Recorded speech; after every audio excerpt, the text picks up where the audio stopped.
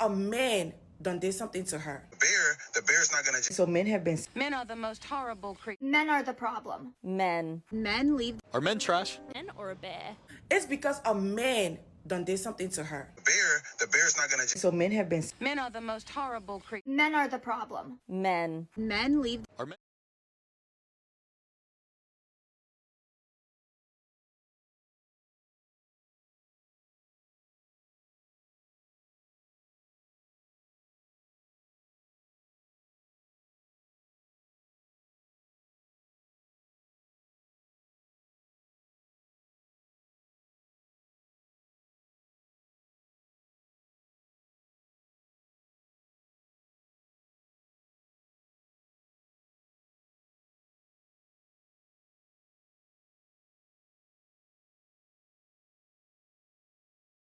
What's up, everyone? Welcome to the live stream. All right, so I saw this video that Kendra G is doing an interview, so I figured I wanted to check it out, see if it's a good interview or not. So let's just get started. Let's get started with the interview. Let's check it out.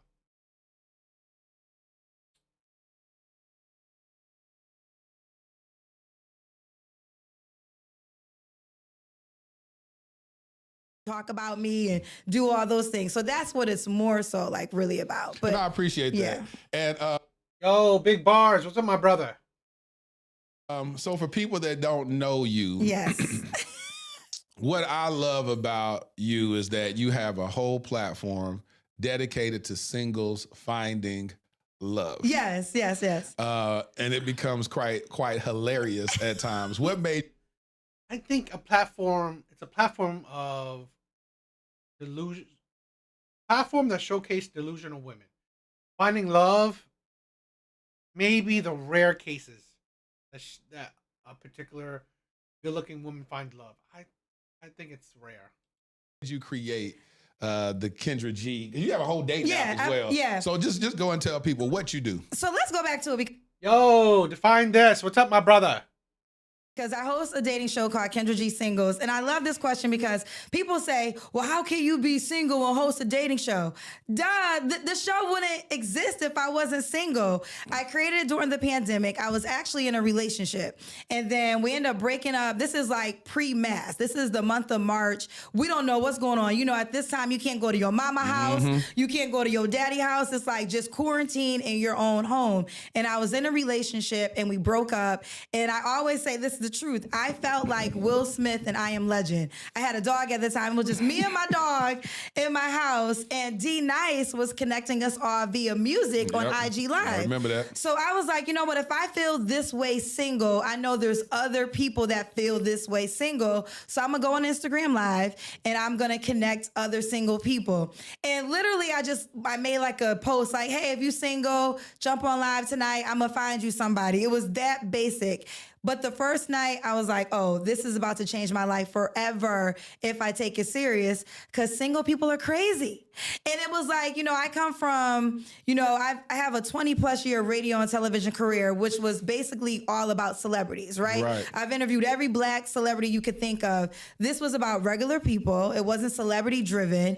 It was about people who wanted to be on the show. You know, you're an interviewer. You know, sometimes it's hard to chase down celebrities. So I didn't have to worry about that. I had too much. I still have too many people that want to be on the show. And then it was genuine connection. So it was like a gold mine, and we just started from Instagram, then we grew to Facebook, then YouTube, and then I launched the Kendra G Singles dating app. Last year, it'll be a year old on my birthday. So what I love about that, I love to watch people's trajectory. You know, you started off from radio. Let people know where you used to work, because you wasn't just on some little small little station. Oh no, I'm big time in the radio world. You know what I'm saying? So no, I worked. It was also like that week. So even though we broke up, like that week. That Saturday, it was a Saturday that year, and he didn't reach out. And after that, it's like you the Walking Dead. Like You said he didn't reach out when your mom passed away? Like we had broke up a few days prior, but he knew that Saturday was the anniversary of my mother's death. And he did not reach out in any way. And at that moment, you now the Walking Dead. Like you can never come back into my life because, you know, for me, if you can't, anybody could show up on your best day. Of course. But if you don't show up on if you don't at least check in and say, hey, I know we're not together, and it's already, you know, you're dealing with COVID, and you know this is the day. Well, this is the thing. Kendra is really no different than all the delusional women that appears on her show. Yo, Elk, what's up, my brother? She's really no different. To be honest, the things I've heard Kendra, she's kind of accepted it. That's the thing. Where she knows that she can't find the man or the men that she wants. She knows that. She can't get the men that she wants to commit. So at the very least, she's delusional, but she accepts the delusion. So after that, it was like, he can never come back into my life. And he did try. Not even to go so deep. I had to like get a restraining order. He tried so much. Like I had to like go down to the police department because he kept calling. He was showing up to my place because see, a lot of men do not accept no well. And a lot of men who have means, they feel like they could buy whatever they want. So they're very clueless when your money can't get you what you want. Can't give you the access. So, but that breakup was such a blessing because him being removed from my life is what made me go on Instagram Live to create Singles Live, which is literally like I quit my radio and television career and now I run my own company that happened because of a breakup. And this is why like those... Do you guys want to, like, I was wondering, I usually just show the women on Kendra G. Would you guys want to see the men too? Would you guys want to see the men as well? Define, big bars, Elk. Would you sometimes want me to showcase some of the men on Kendra G's show? Moments really could be the best moments of your life. It was really a gift that he did by getting out of my life. And he was a goofy anyways. Goofy. You be killing me when you call people a goofy. That's a Chicago thing. Shout out to Chicago. I got that from Chicago. That is the Chicago word. If you are called a goofy, that is like the worst insult. And I know, and I gotta say goofy because you can't. No, this is recent. I have to admit, I gotta admit, like Elk, Kendra's not, I kind of, when you look at her from like, kind of like the chest up, I kind of thought she was skinny, but she looks like, I mean, I wouldn't call her fat, but she looks like much thicker, not much of a small waist, so I'm a little surprised. And I swear, this is like church without the pastor. They said, Kendra, don't say. I had to ask. I said, is this a swear word? I said, the word that begins with an H is a swear word? I didn't know that was a swear word. I didn't know the word that begins with a D is a swear word. So I was like, okay, I got to use my words. You know, when you sit on this couch. You said you could do it for about an hour, right? About an hour, I got you. Because I like to cuss. I do. Like, you know, I thought about it. I've been able to give up alcohol. You know, I could give up intimacy. But them cuss words. God gave me a cussing spirit. I'm good at it. Like if there was an Olympics in the pearly gates, because I had to cuss y'all out, or I'm a haunt on the women and their delusion.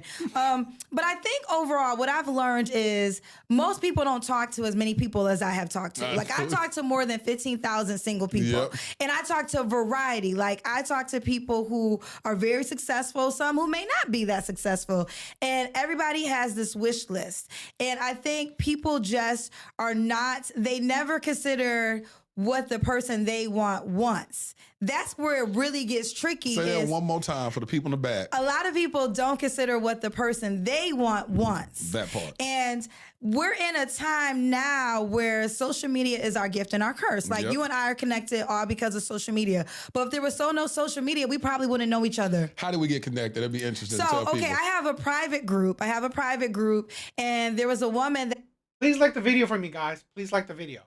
that said, you know, in the private group, because some people don't want to be on my YouTube because they get so much criticism. Right. But in the private group, a lady was like, I want a man like Latiris. He hosts that podcast. And I was like, and I knew your podcast, but I'm not sure if I knew how to pronounce your name. So I was like, Latiris. And I was like, let me see. I was like, what's his name? Give me the IG, child. So then they gave me your IG and you were following me. I said, oh, he's following me. Yep. So I DM'd you. I was like, there's a woman, like, if you could just give her a shout out, like, and I didn't know Latiris knew me, so I was very humbled that you knew me, and that was how our kinship began. And what was even more interesting, this is how you know guys all in it. You were coming to LA like 3 days later, Right? So I happened to DM you, and you were coming to LA 3 days later, and then we got together for lunch.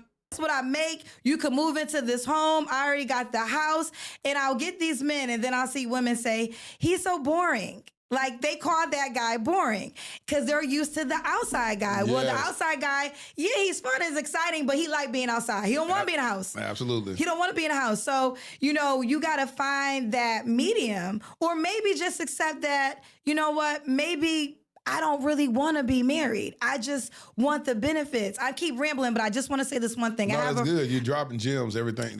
I'm loving everything you're saying. Yeah, I have a friend. Most of my friends are married, so I have I don't have any biological brother, but I have a lot of angel brothers that God has sent me. And one of my brothers, Quincy Harris, been married for 16 years. 16 years. Shout out to Quincy. Shout out to you, bro. And Quincy, QDZ is his name. They know him in Philly. But he said, you know what? I think if you're talking about marriage, you shouldn't get a wedding or a ring until 5 years after marriage. And the reason why is because when you get engaged, it all becomes about the wedding and the dress and the bridesmaids. And, you know, you don't really focus on the real deal of marriage of, you know, are you now going to conform? Are you going to suppress your ambitions or your dreams for the greater good of the marriage? You're just focused on my wedding day and the announcement and the engagement. And, okay, we're wearing white. Okay, pink is the color. Yeah. None of that stuff matters really in marriage. Absolutely so not. you can know the soil. If you're not focused on those things, you should earn a wedding day. You should earn a wedding ring. You should prove that. And people get lost in that because they're not focusing on the foundation. A lot of the people that I know that are happily married did not have big weddings. They eloped. Like two of my best friends, I was not at their weddings. Like one got married during COVID. So, you know, it was only 10 people that were allowed to be there. And one of my friends, when she's like, I got married this weekend. And I was like, you're lying. She was like, no, I really did. I was like, you are lying. And now it's been 10 plus years. And they feel like I can do bad all by myself or I don't need you at all. So now women are saying, I don't just need a man that's a provider, because at first men were the providers. Now they're saying, I want something that men are less likely to give, which is emotional intelligence. Now, I can overlook the money. I'm out earning you or whatever, but I can't be with a guy that I feel like I can't have conversation with. And so that's the part that's heartbreaking. And so here on the Dear Future Wifey podcast, I accept those statistics, and then I say, how can we do it better? How can we get men to start building more emotionally? We always been programmed to just be the earners, to be the providers, but how can we provide outside of finances? Not saying in lieu of, but saying, yes, go get your money, go do what you need to do, but don't make your value based upon your income. Right. And so what are you finding in yourself in these dating? Let me ask you this. Do you desire marriage? If I died tomorrow and I wasn't a wife, it wouldn't bother me. No, because you'd be dead. Yeah. So when people say stuff like that, but let me tell you why. of course Because they're gonna bother you dead. no, because there's some people that are like, if I don't get married, it's the biggest None of regret. that matters once you die. No, but you got to hear me out, because I felt like becoming who I was born to be. So let me talk about people always say engagements don't count.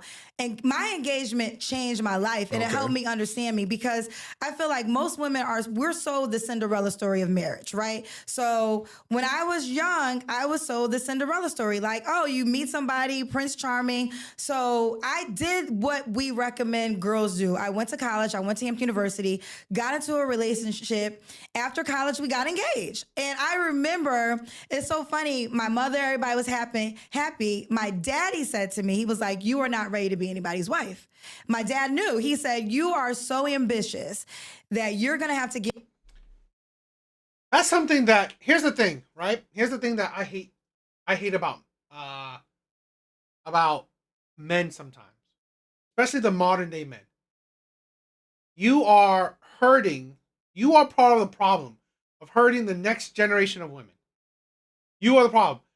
This is the thing where what I'm going to do with my daughter is that I'm going to tell you, fine. You have basically two choices in life. You want to be the ambitious career woman? Cool. Go for it. I will fully support you. Or you want to be a family. You want to be the mother, a family woman. I will support you that too. You can't the difficultness, okay, to be both is absolutely unrealistic in a lot of cases. You are going to have to sacrifice. You can't be the best in your career and also have the best family, husband. All it's like one in a couple thousand, 100,000, a million even. It's not easy. I'm not saying it's impossible. You want to go through that route? You want to go through that hard route of trying to have the best of everything? Cool. Understand that you chose it. This is the thing where I'm sorry, that father failed his daughter. Created the Kendra G that is now single in her late 40s or mid 40s. She's single in her mid 40s. That father who said, "You're so ambitious, you shouldn't marry me." Why can't you marry him and build? This is the thing where absolutely stupid. That is a stupid. This is where I'm holding men accountable. Any man that says, "Oh, you shouldn't marry young. Go do your career. Be ambitious. Go." Can't you do that both? You know, you don't need to. This is the thing where why can't you have a job? Maybe you can't have a career, but be married when you're young. That's when you're building. When you give up, this is the thing, when you have to pick either or, and you want to make it the best, guarantee that you're sacrificing the other. That's the thing where we just can't be like, oh, good enough. That's the thing where I think humans right now, we have such a desire to be the best at whatever, to have be a CEO, to be the, I don't know, top and make so much money. Really? I mean, why can't you be average? I just think it's like, that is, yo, Blue Exodus, what's up, my brother? That's the thing where, what's worse? Single mothers raise. To be honest, I kind of feel like it's the same thing. I kind of feel like it's the same thing. That men, because here's the thing. You could say the soy boy father is technically, the soy boy fathers are raised by single mothers. So they are no different than their single mothers. They only know how to raise their daughters as a strong, independent woman. That's it. This is the problem where the men that are raised by single mothers, all they know how to do is raise their daughters as strong, independent. And I think that is a danger. That is a disservice to your daughter. It is. I'd rather you be truthful, be honest. Okay, you have to understand reality.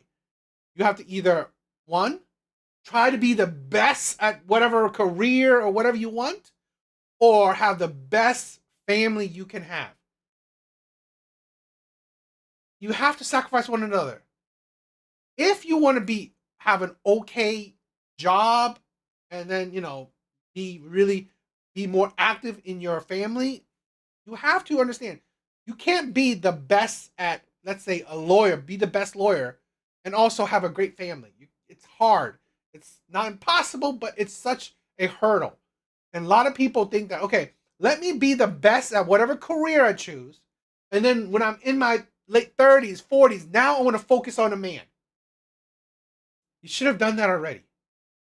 You should have done it already, and you shouldn't. I'm sorry. Putting so much energy into a career that, honestly, what is it going to do for you? You're not providing. You're not taking care of nobody but yourself. You don't need that much money to take care of yourself. Give up everything of who you really are to be this man's wife. And I remember being so mad at my dad because I was like, I would think you would be happy, right? But he knew me. So one thing I loved about my engagement is that me and my ex-fiance, we took it serious. And we were like, if we get married, it's me and you until Jesus. Yep. Like no matter what, if we do this, we end this. And having that pact in the beginning caused us both to really take this as a serious thing.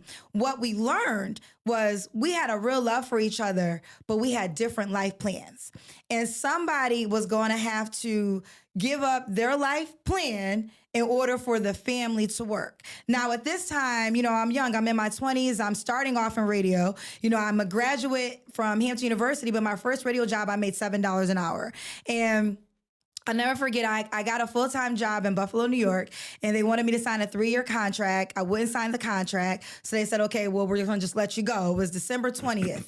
5 days later, I didn't know, but my boyfriend then was planning to propose. And he proposed on Christmas Day. So I got fired, and then I got engaged on Christmas Day. So I didn't have a job, so I ended up moving with him. This is how my Chicago run began, because he was an electrical engineer living in Illinois. So I ended up moving to Illinois. So we had spent a year long distance while I was working in Buffalo. So the first 2 weeks was amazing, right? Because it's like, okay, we're here. It's like honeymoon time. After that 2 weeks, he's going to work every day. I have no financial issues. Like, he has a reliable career, probably still has that job with that company at a higher level now. I moved in with him, so it was no extra bills. All I had to do was just get married and pop out some babies. And I said, this is not my life. This is not what God birthed me to become. And I knew I wasn't a housewife. That is what God birthed. This is why a lot of times I say women that talk about God is a red flag. What God didn't birth you to be. God promotes family. He doesn't promote strong, independent woman. Show me the scripture that does. Show me the scripture that says God says, you go get it. You go, girl. You go, girl. You go get your money. You go get your whatever. You go, girl. Be your strong, independent self. No God, okay, on this earth promotes women being strong and independent. No God does that. Like, God promotes family. He promotes family. I was like, I would not be happy as just somebody's wife and having their kids. Like, there's just so much inside of me. And I decided I'm going to pursue this. And that's the thing. That's the thing. That is women that says, I want a God-fearing man. They use God for every excuse to take away their accountability, to like put shackles on men. It's like they use God as a weapon. This career that has no guarantee. Like, literally, radio is probably one of the most unreliable careers you can bet on. Yeah, but it was like, I had to bet on me. And for a long time, I remember I used to be like, I chose my career over love. And the truth of the matter is, I didn't choose my career over love. I chose who I am. Like, this is who I am, whether I was making $1 off it or not. She chose who she is. She chose herself. She chose herself over a man and a family, over love. She chose herself over love. Fine. She didn't choose a career over love. She chose herself. This is why I said Kendra is really no different than all the women she has interviewed. She chose herself. Women today only care about themselves. What is the quote? I put a quote, okay? The quote is that women will sacrifice men will sacrifice their own happiness for their family. Men will sacrifice their own happiness for their family. Women will sacrifice their family for their own happiness. We have a generation of women that only think about themselves. Me, me, me, me. Fine. You want to just think about yourself? Cool. It is what it is. Don't blame men for your selfishness. Don't blame men for your selfishness. Because here's the thing. You do not have the right to blame men that you are in your late 40s, in your late 30s, where at whatever age you are, and say you can't get a man. You could have gotten a man. You didn't want him. You are selfish. You only care about himself until now you want a man. No. It's only your fault. 100% your fault. Don't blame men for your own selfishness. This is who Kendra is. So And why you say it had to be a choice though? So Because- what changed? What Well, made it not work? so what happened? That's the thing. That's the Blue X. That is the insanity. This is why men are confused. Men are confused with this. Blue Exorcist said exactly that. Women put so much damn work into their career, into their education, and yet, what is your money worth? You still expect men to pay for bills, pay for dates, pay for gifts, spoil you. You still expect that shit. You still expect a man to have money equal to yours or more. Why? What's the point of you having money? Because when men make money, he doesn't give a shit if she makes just as much as him. He definitely doesn't care if she makes more than him. He don't care. And that's the insanity of it. Men don't care about your money because he makes money. Yet when women make money, she cares even more about your money. When she makes money, she cares even more about your money. She cares that you have even more money. Then what's the point of you having money? I've said this before. I think it would be more reasonable if women who are dating, right? Maybe she makes 6 figures. Maybe they make a lot of money. The man you're dating, since you make a lot of money, just want a man that's adult. Want a man that's productive adult. A man that has his own place, his own car, pays his own bills. He's not begging for money. It don't matter what he makes, 50, 60, 70K. As long as he has his own shit. He has his own shit together. His own place, his own car. He pays his own bills. He's not begging for money. That's it. That should be good enough in the money career aspect. That's it. Everything else, now you care about his personality. Now you care about his principles, his moralities, everything else. The money part, the career part, as long as he's a stable man, that is good enough.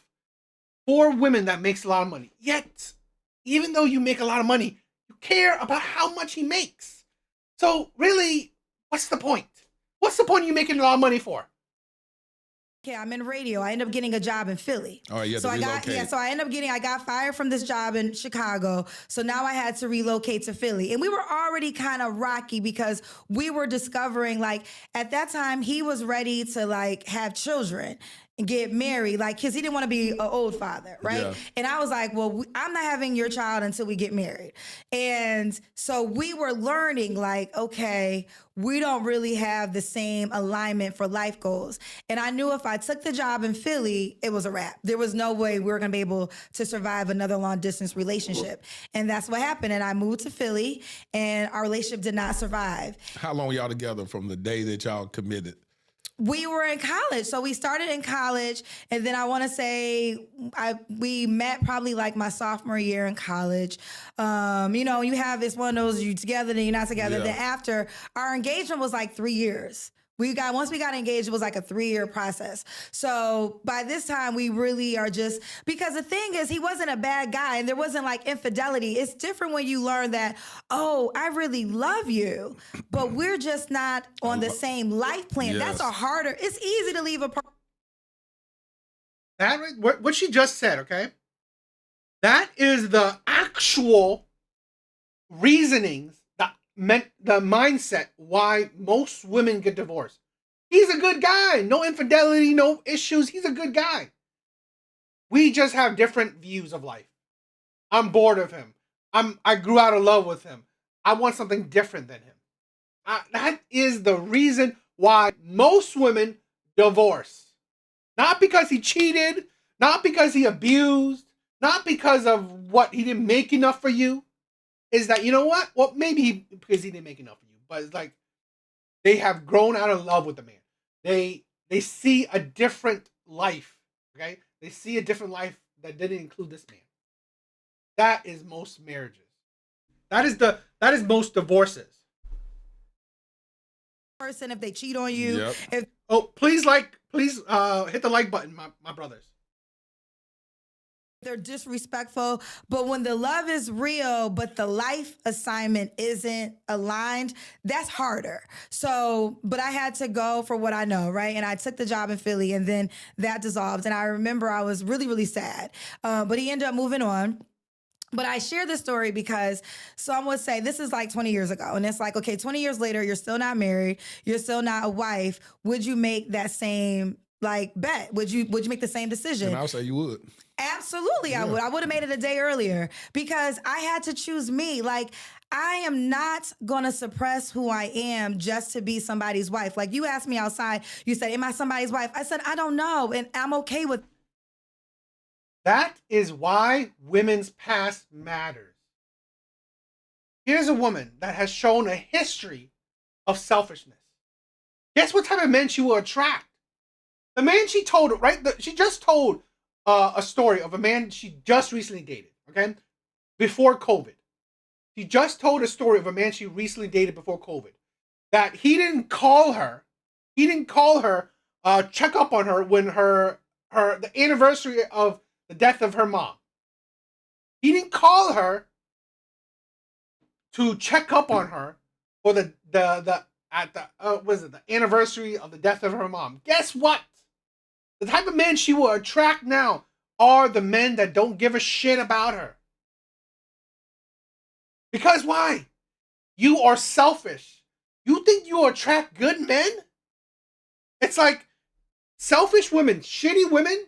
The only way you attract good men they're stupid good. They're stupid and they're good men.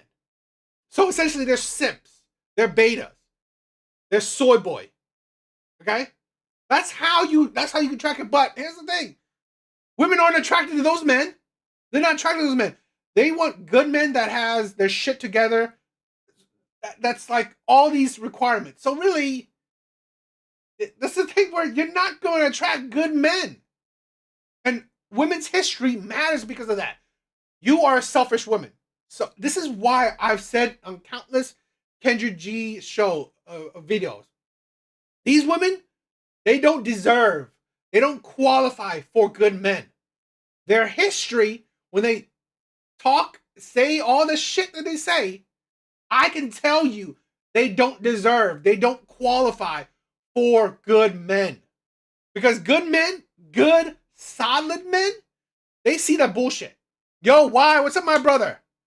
They see that bullshit. They're not going to deal with it. I don't need a selfish ass woman. No. that. Like, if I don't get married, it will not. No, tell them how that conversation came up. Because he writing letters to ghosts. Because seriously writing letters to ghost child. Now, I thought we stopped having imaginary friends when we was in kindergarten, but now Latirius, he said, I'm about to write the letter to my invisible wife. I said, your wife? I did not say okay, invisible. he said to his wife, I said, the invisible woman you ain't never. You know, personally, I don't think Latirius want to be nobody's husband, but, you know, I think we might get to that part in the podcast. And I said, you writing letters to everybody know this woman but you. You done sat here, you've been around this world, around all these sensational women. He ain't trying to be nobody's husband, child. But, you know. I told her that's my own theory. I said she is not imaginary. She's a real person. Yeah, everybody know but you. How everybody know your wife but you? How because if we meet each other and it aligns and we say I do, then she became my wife. So she wouldn't be imaginary no more, would she? Okay, this is your interview, so I'm going to respect that. No, talk. Okay, but I have a question for you. We can have a conversation. What are you looking for? Because like most people don't have the opportunity that you have. You have the opportunity to associate with so many women, right? Which I really feel like is your disadvantage because we're having so many choices. It's like you're trying to make this perfect person. It's like, ooh, I like her. She speaks well. Ooh, but I like her because she fine. Ooh, I like her. Her hair real. Ooh, I like her. She go to church the most. So you got like 5 different pieces of a woman and you're trying to make it that one. So it's like, To me, I think your challenge is, focusing on one woman only and rocking out life with her when you have so many options. And I feel like that's the disadvantage. That's your challenge. So my challenge is this. My challenge is, well, thank you for your assessment. I appreciate it. I appreciate it. Exactly. I was thinking the same thing she was projecting. Please like the videos, guys. It helps push the videos along. Kendra G. I'm not a person that gets caught up on quantity. And so it's because like I go to these events, host these events everywhere. I go to my hotel and by myself.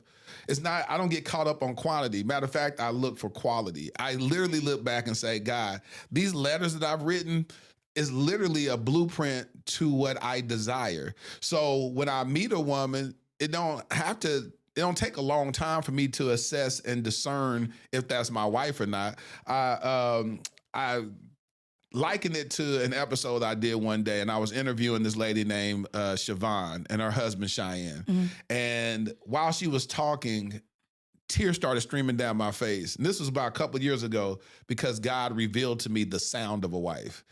This is this other man's wife sitting right there and they're talking, but I started crying. She said, why are you crying? I said, I can't compromise having a woman of God. And then she said, you don't have to. What's wrong? Because in my mind, in that season, I said, maybe what I desire, I'm looking for too much. And too much was it was basic. It was just literally, I want a woman that has the heart posture of God. A woman that when I'm in my moments of weariness, when I'm in these moments where I'm trying to figure out the next move, that she'll be able to put her hand on my shoulder and say, baby, you got this, and begin to pray for me. I want a woman that is aligned with me in purpose, where the decision shouldn't have to be made with, do I choose love or do I choose my purpose? Right. Because that's what you had to choose. If it's the person that God, and that's what I don't like, is that sometimes it becomes a question of, do I choose my lover / husband, wife, or do I choose my dreams? If it's your husband or spouse, you can do them both. It's like, it's no such thing as I have to choose this or this. And that's what I believe is the disconnect, is that it's set up as a choice. And so I'm looking for that, because yes, in certain situations you can date somebody and they may be not aligned because you may live in one area and they live in another area and neither one of y'all are willing to move or whatever. Well, unless y'all gonna have a long distance marriage, that's not gonna work. Right. But as two mature adults, you have to be able to say, you know what, this ain't gonna work before it gets 5 years in, before it gets to an engagement. Those conversations should be had early on in the assessment, in the interview phase. Before you get a job, they take you through an interview. Whether you lie and say that you believe in building with this company and retiring from that company, you know you lying when you're saying that. Or if you're saying, no, I really want to work here for 1 year because I'm going to quit and go be an entrepreneur after that year. Well, you lied at the interview, but you told them what they want to hear. When you're dating somebody, all I'm looking for is for people to show up as their authentic self so I can assess whether or not this is a person for me. Yo, what's up, Skull? What's up, my brother? Please like the video. It helps push the video along for me. And this is a person I can build legacy with. And so sometimes, yeah, what you're saying is that, yes, a whole lot of selection. Absolutely. Sometimes that is overwhelming. But the reality is that my heart is fashioned in hearing what God wants me to hear in the sound of this woman. And that ain't gonna take me long. That's why I started being even more intentional verbally of saying, I will be married by the end of this year. And if I'm not married by the end of this year, there will be a ring on some woman's finger by the end of this year that she will be my wife in 2026, period. Because that's what I mean. Sometimes people look at it as, oh, you have all these options, and I can flip it back on you. Couldn't you get married if you want to? Absolutely. But I was listening to you. This is good, because this is why when you asked me, I was talking about like, I don't know, because I take marriage so seriously. Like, it's not a game. And I feel like a lot of women, if you understood what you are giving and offering as a wife, Oh, shit. Yo, Skull, you got to talk to me about that. I would love to hear. It's all good, my brother. It's all good. You know? I started talking to this, I don't want to jinx it, but I have been talking to this, an interesting girl. Not dating, but I've been talking to her, so it's talking stage right now. So but hopefully it works out, my brother. Guy shows you he don't deserve that, you wouldn't cry. Because to me, there's nothing higher than an honor than saying, I'm going to be your wife. Because what I'm saying is everything is second to you. Facts. Everything is second to you. You have to deserve, you have to earn that. Absolutely. What happens is women show up for Big bars. Here's my thing, okay? You will never be played if you stick to your boundaries. No man will ever be played if he sticks to his boundaries, his standards, and keeps his self-respect. You will not be played. Personal opinion, you won't be played. As long as you stick to your boundaries, your self-respect, your standards, you will not be played. Because you won't let no woman cross those lines. If you hold up to your boundaries, okay, you have your self-respect, no. You ain't letting no one spit on your self-respect, then no. You won't be played. The problem is that we have these men that will destroy their own self-respect, let women cross their boundaries, and then cry about it. men as wives, and they not even your boyfriend. Absolutely. Like, he's not even reliable. And you got to stop giving out these wifely benefits to men, because this is why men don't want to become husbands, because they get husband treatments without even being your boyfriend. That part. But the truth of a wife, to me, is the highest honor. I'm going to stand by your side through sickness and health. You know, when you're wrong, I'm not going to shame you in front of the world. I'm going to suppress myself if it means to ignite you to a different, exalt you. I'm going to move and fashion my whole entire life around you, because I do believe that's what a wife should do. But I feel as though a man has to earn that. And what's happening is, going back to the Cinderella story, every man doesn't deserve a wife. Define. It's weird. Should the beginning really be tough? In my personal opinion, beginning of a relationship should be the easiest of the relationship. It's the honeymoon phase. I mean, once you get past the dating, okay? The dating and the talking, where you know the person, now you're officially, in a relationship, that should be the honeymoon phase. I would think that it shouldn't be that hard. You know, and every man and every woman doesn't necessarily deserve a husband, because, again, are you willing to make that sacrifice for that man? Are you willing to say, I'm going to put this job aside because this doesn't work for my husband? I have so many friends that are married, and some have been... Most definitely. The talking face is so... This is why... Okay, this is the thing where I'm saying. This is why, in my personal opinion, average men they would not want to cheat. Personal opinion, okay? Personal opinion. This is why average men are more faithful. Again, personal opinion. This is why average men don't want to cheat, and they're more faithful. Because men hate dating. Average men. These are average men. It's not like, I'm not talking about top tier men where they have a line of women waiting for them. No, I'm talking about average men. Personal opinion, average men, we hate dating because it is a headache. Getting to know a new girl every time, plus it's like every couple, it's so hard. It's so annoying. So if we are in a relationship, we want to make it work. We want to make it work. We will be faithful. We'll be loving. We'll try to be our best. Because going back into the dating market, it sucks.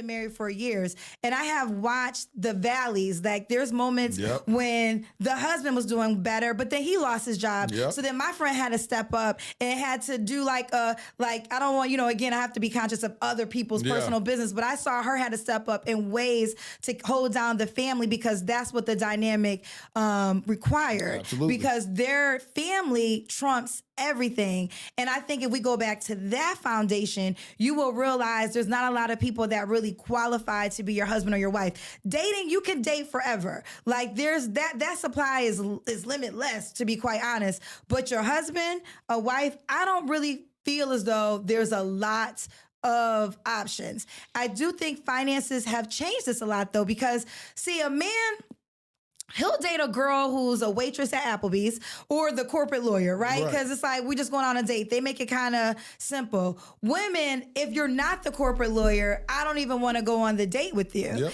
And that guy who is attractive, has money, you know, now he's connected via social media. I always say, like, back in the day, there was this, God, Waterbury, I will live in Waterbury, Connecticut. There was this guy called Michael Chapman, and he was like the finest guy in high school, and all the girls wanted him. So imagine this.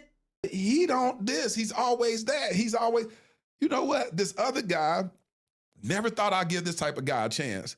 But this is a guy that sees me, he talks to me, he's investing in me, he's intentional with me. And after dating all these people, you'll realize that what you thought, you have this cognitive dissonance that's been operating in your mind where you say you want this, but you're actually acting out in this fashion. Then you'll be able to discern, this is what I really want. This is most aligned with me. And then you'll have a healthy, thriving marriage. But now, based on what you said a minute ago, you just said that based on all these options I have, that I should be married. Exactly. I do agree why. I do agree.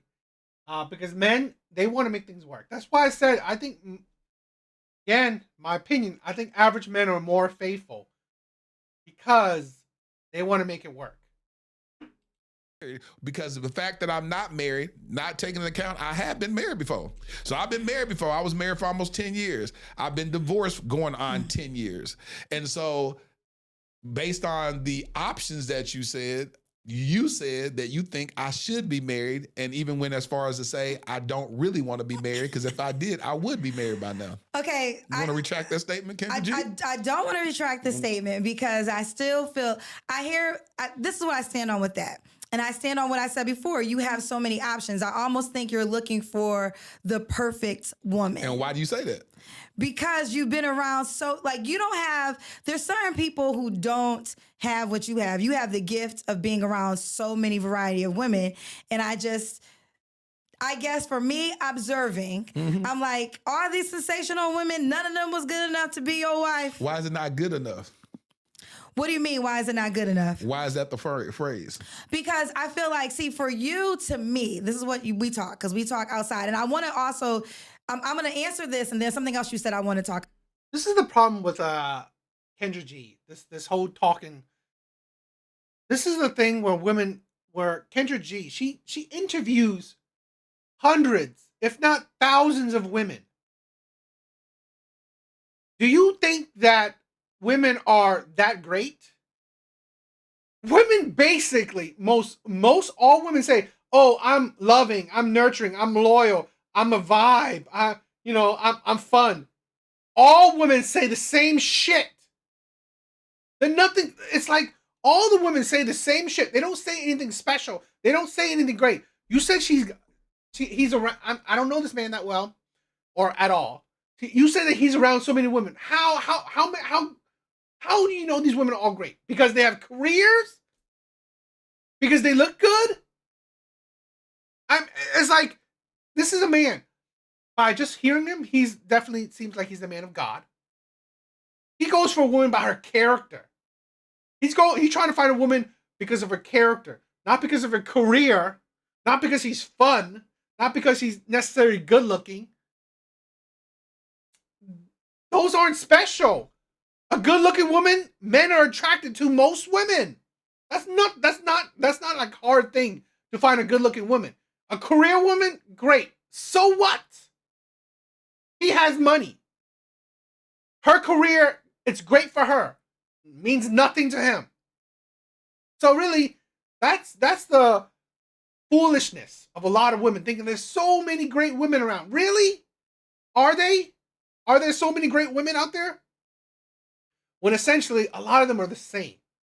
And here's the thing, where if you are a man that makes a lot of money, you have to be even more cautious. If you are a man that wants to be the best version of yourself, you want to, build, you want to earn, you want to try to be financially well off, you have to be so cautious with the women you go for. And especially if you're already well off, if you already have shit to your name, if you already have money, properties, whatever, you have to be even more cautious with the women you can, chain yourself to. So we're gonna have to. And this is why most men, a lot of men nowadays, they're so cautious with marriage. Honestly, a lot of men are steering away from marriage because this is the thing with women. They love conditionally. Women love conditionally. If you lose your money, boom, she's gone. She's gone. If you're not that good in bed, boom, she's looking for another man with a big D. If you are whatever, you get lazy, you don't do this, you don't do that, boom, she's gone. So really, a man attaches his name to her. If she leaves, she can take half of your shit. Especially if you're wealthy. If you're wealthy, she can take half of your shit. Even if she cheated on you. Even if she cheated on you. All she needs to do is just stay with you for a few years. All she needs to do is just stay with you for a few years. She could leave you and take half of your shit. Especially when you're wealthy, you have to be fucking cautious. To go back. Marriage is important to you. Mm-hmm. Marriage is important to you. You to me, if God forbid, if this was our last day on earth and you didn't get remarried, that would be like one of your regrets. Like, I should have did that. So because it's so important to you, I would think you do have a podcast behind it, but I would think that by this time you would have found a woman that has most of the qualities, because I don't think she might not have 100%. She might have 70%, but the 70% is more important because there's so many women that want to marry you, Latiris. Like, there's so many women who, girl, like if I brought you on my show, Latiris ain't been on my show, but if I know for certain, if you came on my show, 8,000, I'm not even exaggerating. You would get 8,000 women from around the world that are like, I want to be your wife. Now, they might not all fit what you want, but I think, is anybody perfect? And that's the thing about it. I'm not looking for perfection. Okay, before I answer that, you haven't met a woman that has at least 70% of the qualities that matter most to you that could be your wife. I always say I thought I did. So the other thing, I did a whole episode in 2022 that you may not be aware of. 2023, called Healing from Heartbreak. I thought I was going to marry this woman after us knowing each other for 3 months. And I said, it was so intentional, all this alignment, all this stuff. And I was like, cool. I had planned, we had talked about, end up getting married in 2023. And I was like, this is what it is. Well, I thought that was crazy. Well, see, look, hold on. No, hold on. I want to hear it now. I want to hear how you double talk what you just said. Let's not double talk. No, listen, hold on. Okay. This is what you just said. You ain't found nobody that you want to marry. Now you found this other person. That's crazy that you was going to marry this woman after knowing her for 3 months. Because 3 months to me, you haven't been through enough life experience to make that commitment. But the commitment wasn't done yet. This is what I'm saying. So this is the process. You can meet somebody with intentionality to say, I plan to marry him. Okay. Clearly, she didn't have a ring on her finger. Okay. Clearly, we didn't get engaged. Okay. Clearly, but we were in pre-engagement counseling. So we were in pre-engagement counseling because I said there's some things that we need to uncover, and there's some things that I see attached to your past family that we need to look at. And so we started doing that, and that's when everything started unraveling. She was like, I got to go get healed.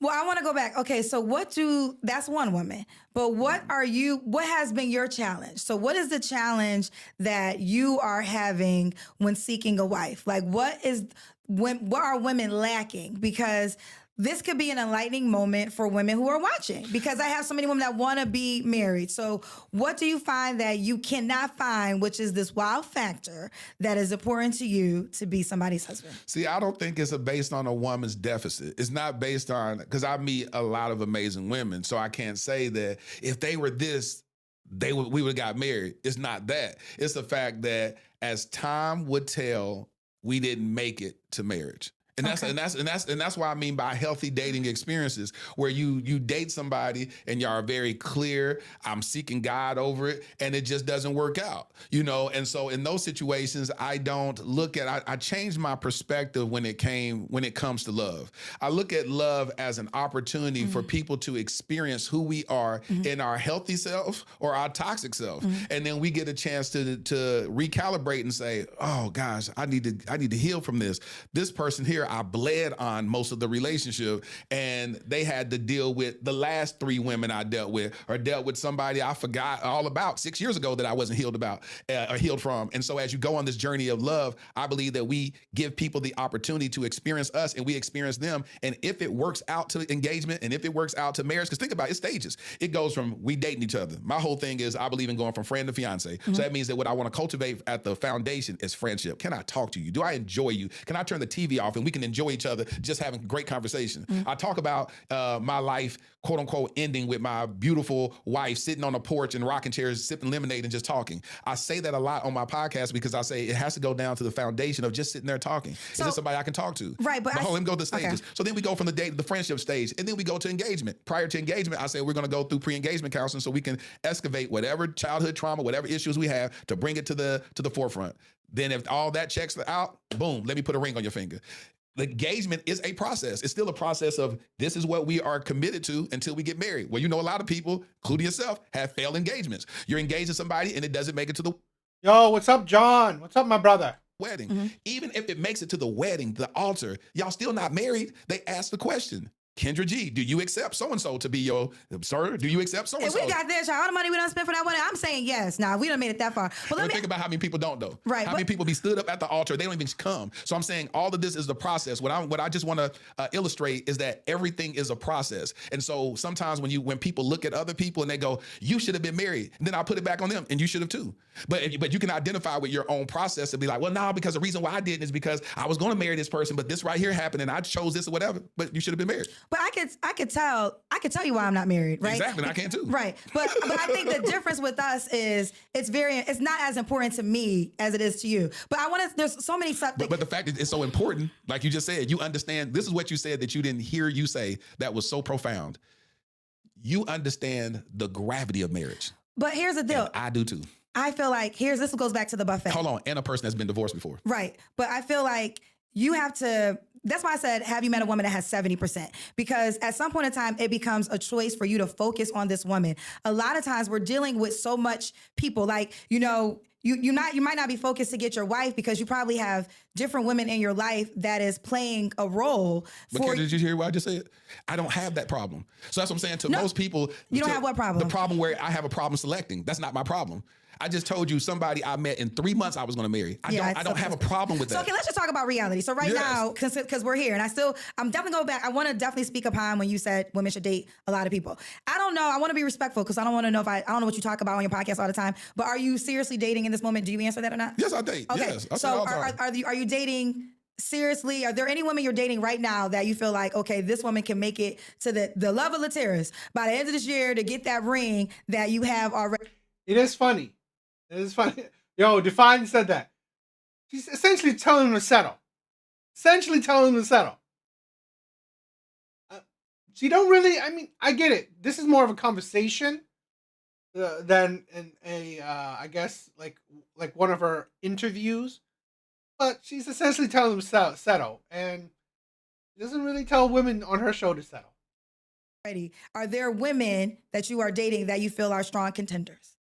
I would say, I don't like the way you just flipped this interview on me, Kendra G. Well, listen, I wasn't trying to, but you what want you to just did. Oh, yeah, we'll talk. Okay. I would say I don't think of it that deep. I go because I don't want to have. I don't make a relationship fantastical where I'm fantasizing over it. I literally relegate it and say, are we conducive friends? So in the stage I'm at right now, yes, I am dating people or getting to know. I was just say getting to know people. And when the day this interview is airing, which is we recording this March the 4th. March the 4th. Don't know when this episode is gonna be released. March the 4th. I am getting to know people that I don't know what the end result is.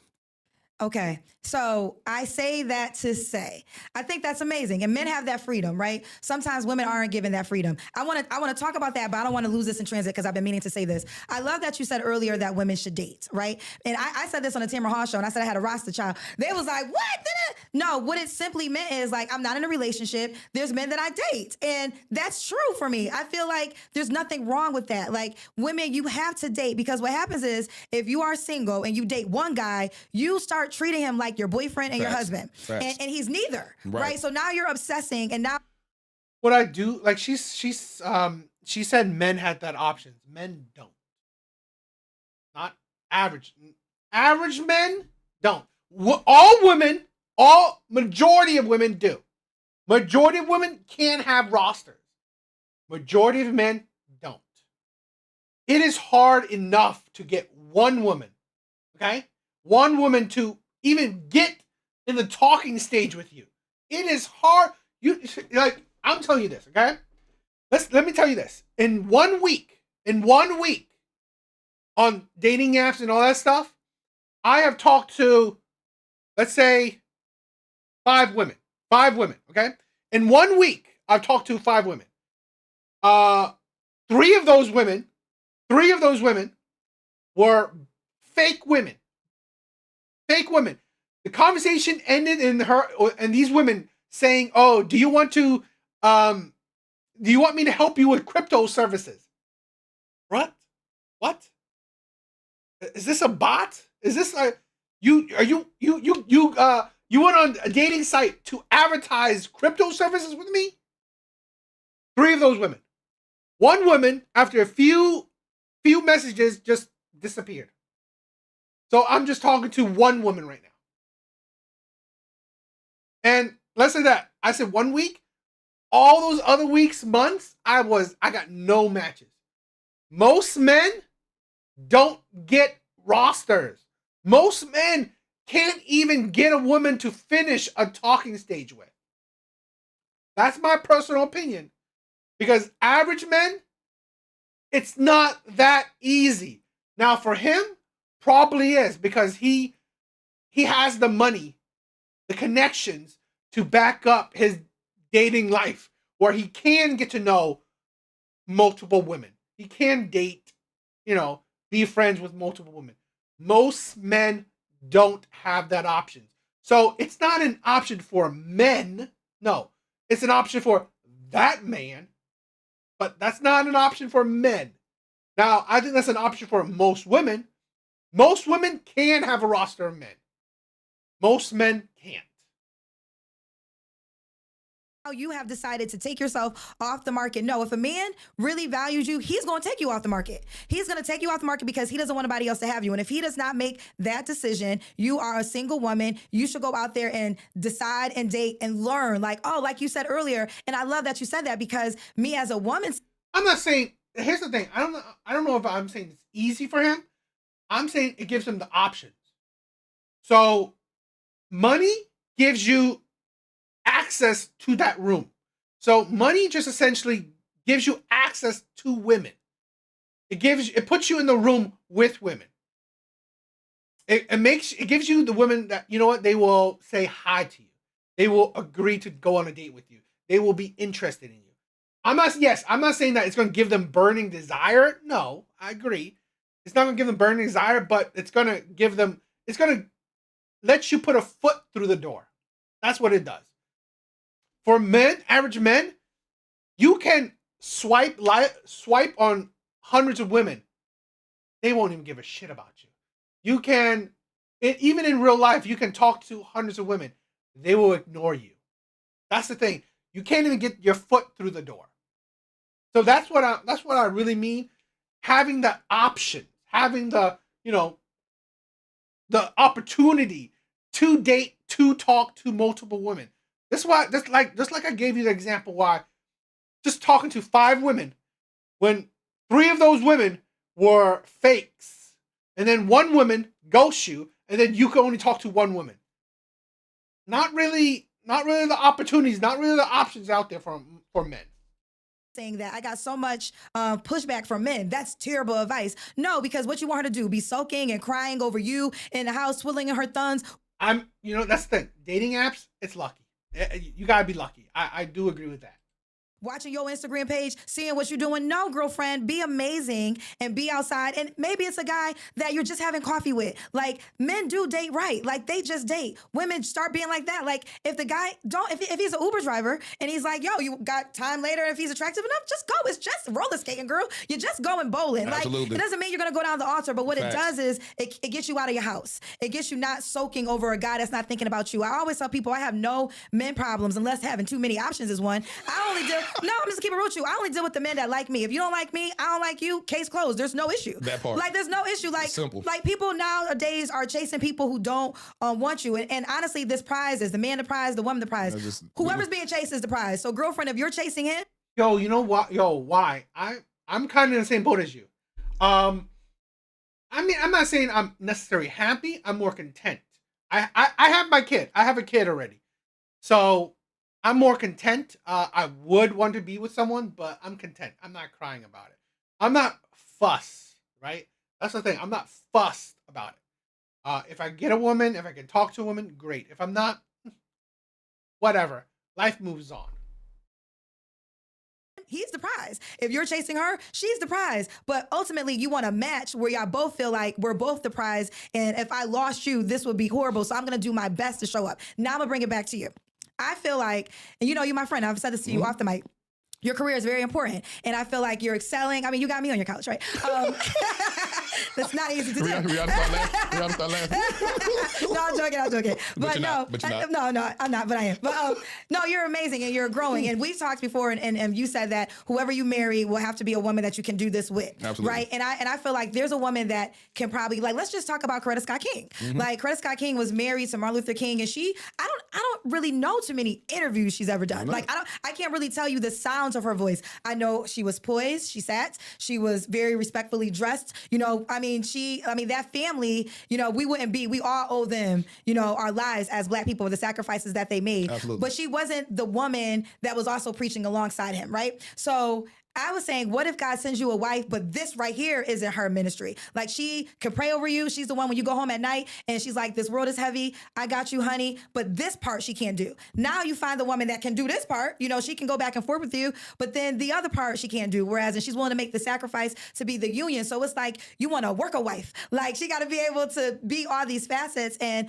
I'm not saying, listen, I'm not God, so I don't ever claim to speak in absolute of anything. But I feel like that sometimes could be your challenge, because I feel like you got the church woman down pat. You got a couple of those options. Then you got the podcast girl, but now you're trying to merge them together. Is that hard?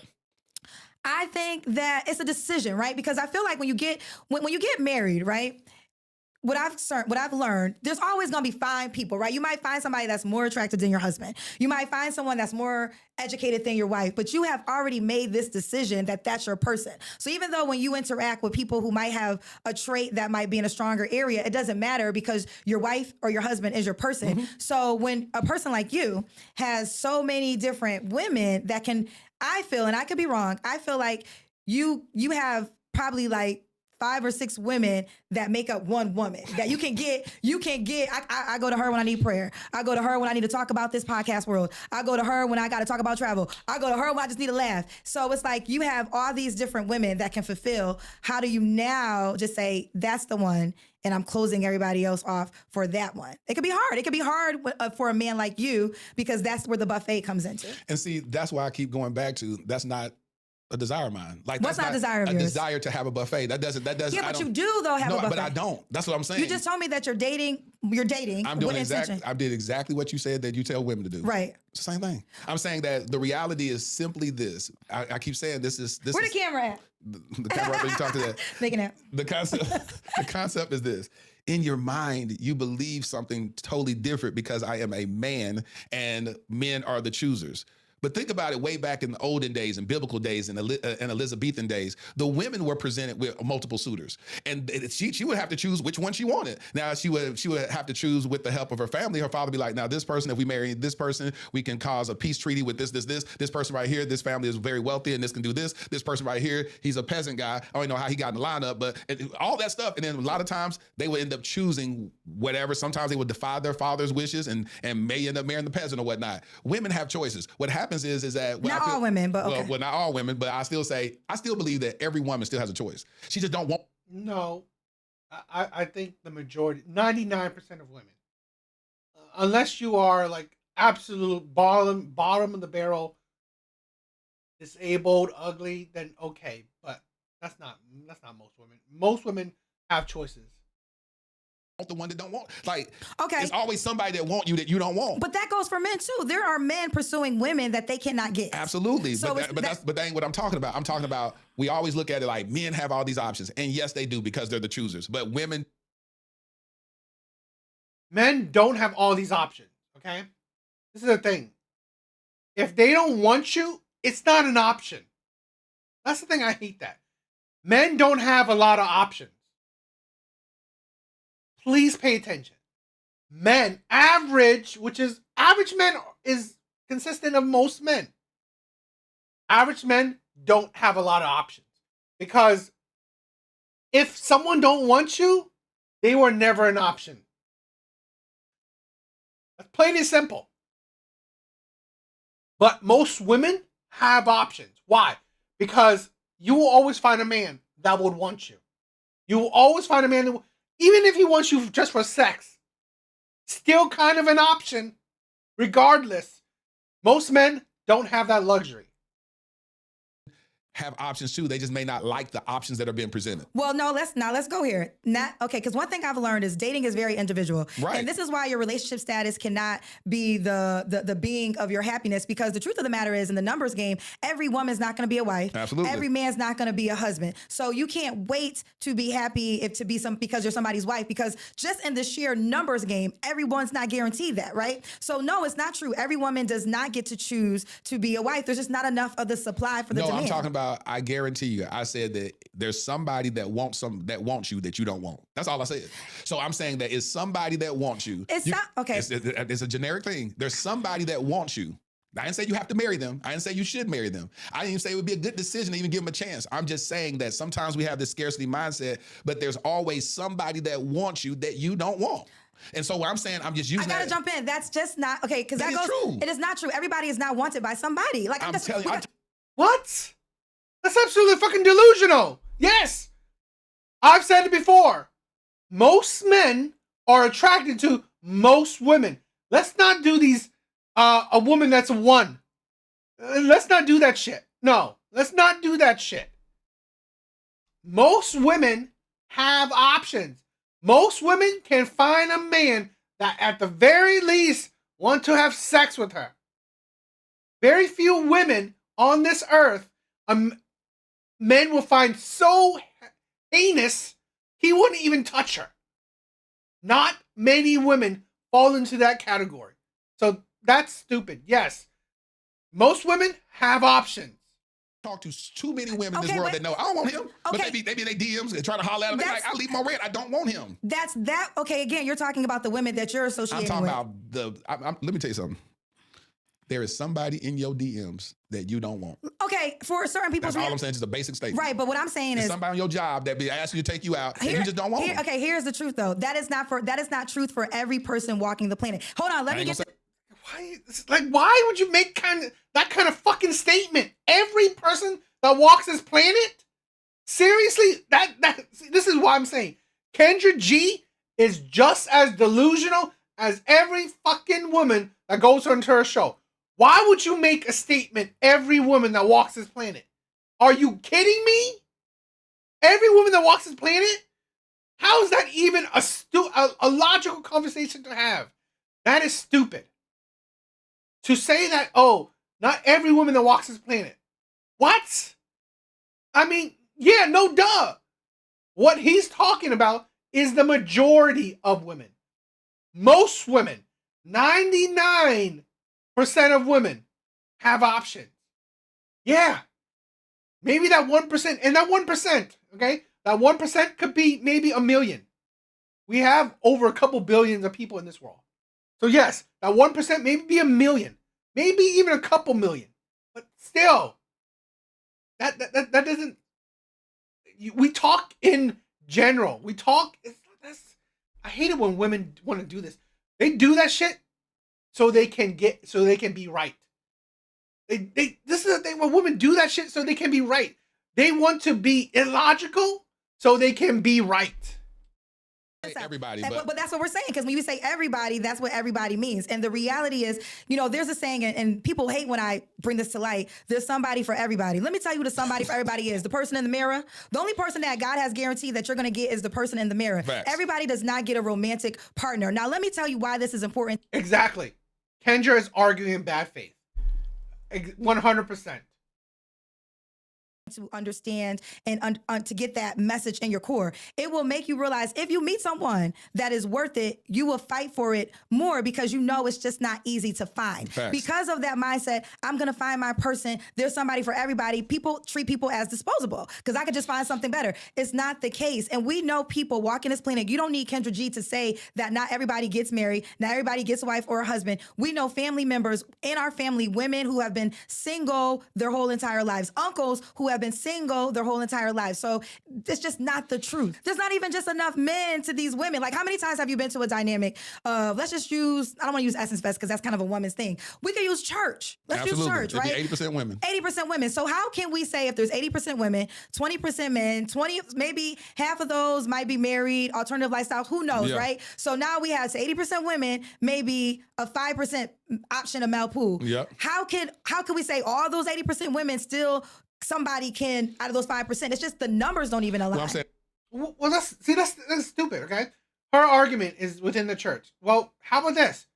Don't go for a man in the church. This is the thing, I've said this before. Dating for women is easy. It is only hard because they make it hard. This is the thing.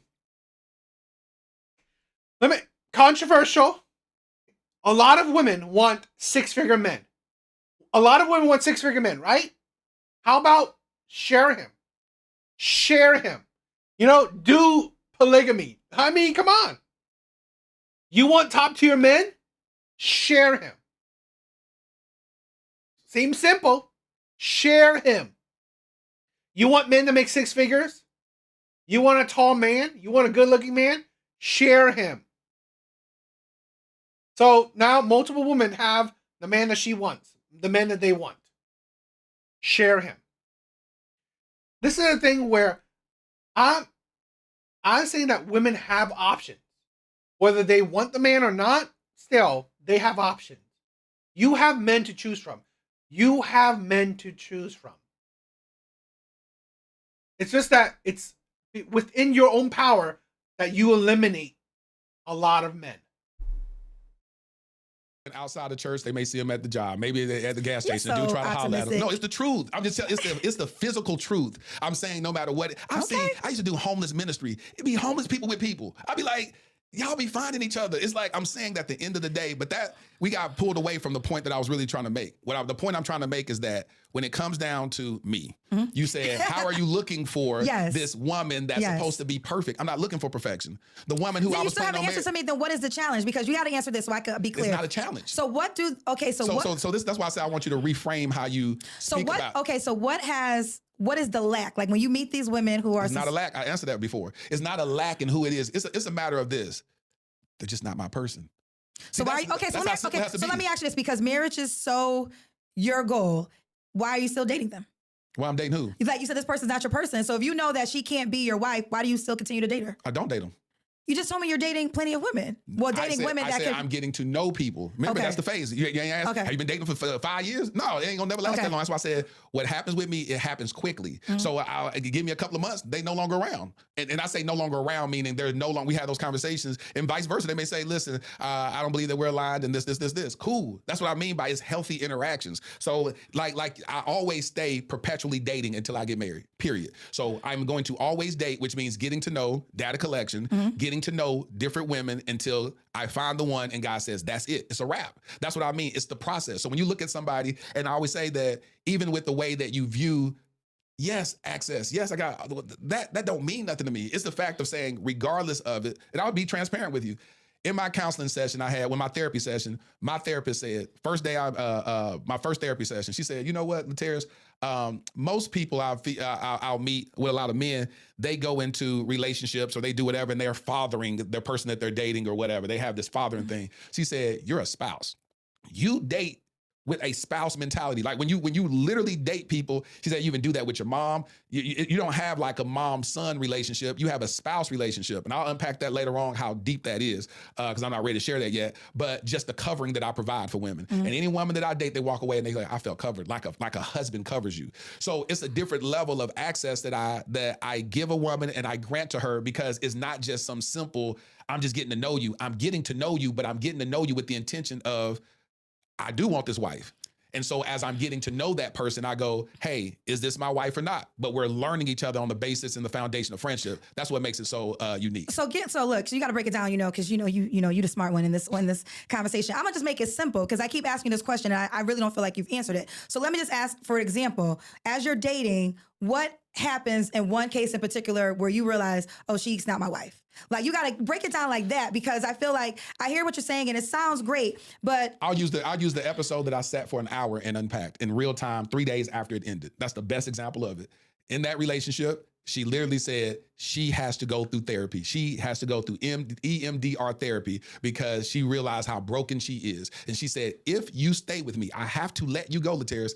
If you stay with me, I am going to break you in the process. So that was her choice, not your choice. Yes. That's why I said it can be both. It can be both ways. It can be okay, but that's not the example I'm asking you for. No, but hold on. You asked for the example of what's wrong with the situation. I keep saying, hold on, let me finish. Okay. When you're dating people, they both, when you're having a healthy interaction with each other, that other person can say, hey, they don't feel like you're aligned with me. They may say that, hey, they may not feel like I'm the best option for them. And I may say the same thing. I said that a minute ago. Right, but see, what I'm asking for is the clear moment. Like, you know what? She didn't want to move to Dallas. You know what? She don't want to have kids. You know what? I realized all of the above, all of that. So those are the moments. Every last one of them. And that's what I'm vice asking versa. you about. But it's all of the above, though. It's situations where you can have a conversation, you can talk to somebody, and you may talk to somebody, and I may be getting to know somebody, and they say, well, you know what? I just don't like the fact that your whole platform is about relationships. Right. And I'm very private about relationships, and I just don't want people in our business like that. No, I told you that. I said that your wife, because I think marriage, from what I've learned, is already, it got a lot, right? Like, it's already one thing for you with one person.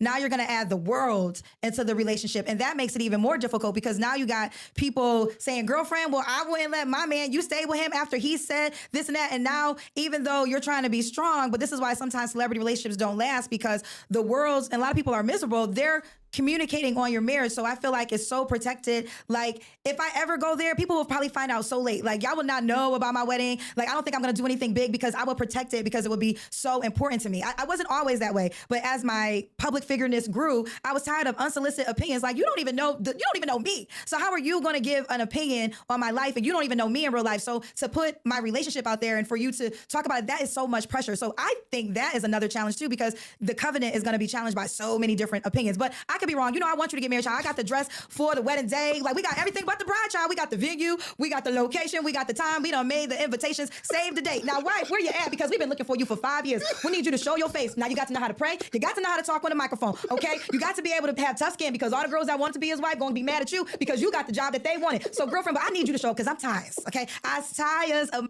Till it's permanent. That's a conversation. Child, this gonna be Casper the Friendly Ghost, probably, child, until we see Jesus. I think now that, again, I used to, listen, the truth of the matter, I used to want to be famous. Now I just want to be rich, okay? I don't need nobody in my business. I don't need to be famous, because what I learned with fame, like I said earlier, as a public figure, is unsolicited opinion. I hate it when women say healing phase. I really do, because I think, in personal opinion, I think most women are terrible at self-reflection. I don't think most women heal. I do not think most women heal. They are terrible at the healing journey. They do not know how to self-reflect. Yes. Constantly, and people, you can't make an opinion when you don't know the whole story, and you're never gonna know the whole story. So I think some of the most successful relationships are not on social media. Like, they're not broadcasting everything, and I've learned this. I learned that. So I think if something is precious to you and sacred to you, you don't share it, because now we're at you don't just belong to you no more. Like, if like people are gonna take this and they're gonna make clips and they're gonna chop it up like Lateris, like your wife is gonna have to share you with the world, right? And what's so great about that, I saw Morris Chestnut's wife on the Sherry Shepherd show, and Sherry was like, can we, she said somebody else's husband, the wife said, y'all, we can share them. So Sherry said, can we share Morris? And then the wife said, nuh-uh. And then Sherry's like, all right, I'm just playing. But she was making the comment, the wife said, I love the fact that y'all adore Morris. He's an amazing guy or whatnot. I see why all y'all love him. And that's why I love him too. There's certain people that are grace for that. If a woman isn't grace for that, whoever that woman is in my life, she's grace for this. This is nothing for her. That's what I mean. So what happens is that's why I said you can't get caught up with just the quote unquote opportunities and look at them as options. They're not options because it's very specific on what God said that I'm going to have. And so what happens is people get weary in their well-doing and they be like, I'm tired. I'm finna just pick somebody, you. And then you try to force them to be the wife that you need them to be. And the Bible says this. Now I got to go into the word. The Bible says, I will give you a suitable helper. Okay. A suitable helper, meaning that it can't just be anybody. If I am a gynecologist, I'm not looking for a mechanic to teach me how to be a gynecologist. It just don't work. Right. And it'd be like, I need you to come help me. Hey, you fix cars? Come help me. I'm gonna go work on this woman. It'd be like, I don't know how to do that. But you can get a medical assistant that has some training in order to help the gynecologist do what they do. So the reality is whoever, and you'll find it's the most beautiful thing because I've had so many couples on my podcast that reflect that. For instance, Fawn Weaver and her husband, she sat down and I said, could you have built this $1 billion business without him? She said, absolutely not. I said, sounds good. But you're intelligent. You're a go-getter. You did this, you whatever. And she said, I still couldn't have done it. She said, God knew that I needed to meet my husband at 20-something years old in order to build in me and be able to provide what it is that he provides that was able to create this $1 billion business. I believe that to be true. I believe that, I believe that to be true. I believe, everybody has an individual God assignment though, right? So that's how it showed up for her. Just to give clarity, when you're talking about Morris Chestnut's wife, is Idris Elba's wife that says he's our, like she's the one that cheers her husband because everybody loves Idris Elba. But no. But think about some women can do that. Some women will have so much insecurity to be like, I'm sick of these women like this because he's going to end up leaving me for this. And think about, you have this guy that's considered. Many years ago, he said this. He said, you should never be arguing. If you're arguing with a woman about your man, that's not your man. Facts. Because men always say, oh, you're acting insecure. No, you're not laying down the foundation for me to feel secure. That's the issue. I could deal with the other women who's trying to holler at you. Yo, Ivan, what's up, my brother? Yeah, I don't really care for her app either. Her video is just entertaining. Her videos are just good materials to react to. It's your reaction. Do you say, nah, I'm good. This is my wife. You won't be disrespectful. This is my girl. This is my child's mother, whatever it is. So I think that when it comes to insecurity, if the man lays down the foundation, then there's no room for error. Sometimes. And I would say sometimes because if a man, I've seen too many situations. I do agree. Idris Elba is the top tier guy. And I've been in it myself where the man or myself have shut down stuff, even made enemies with, hey, don't you ever do this, whatever. But that woman has an insecurity.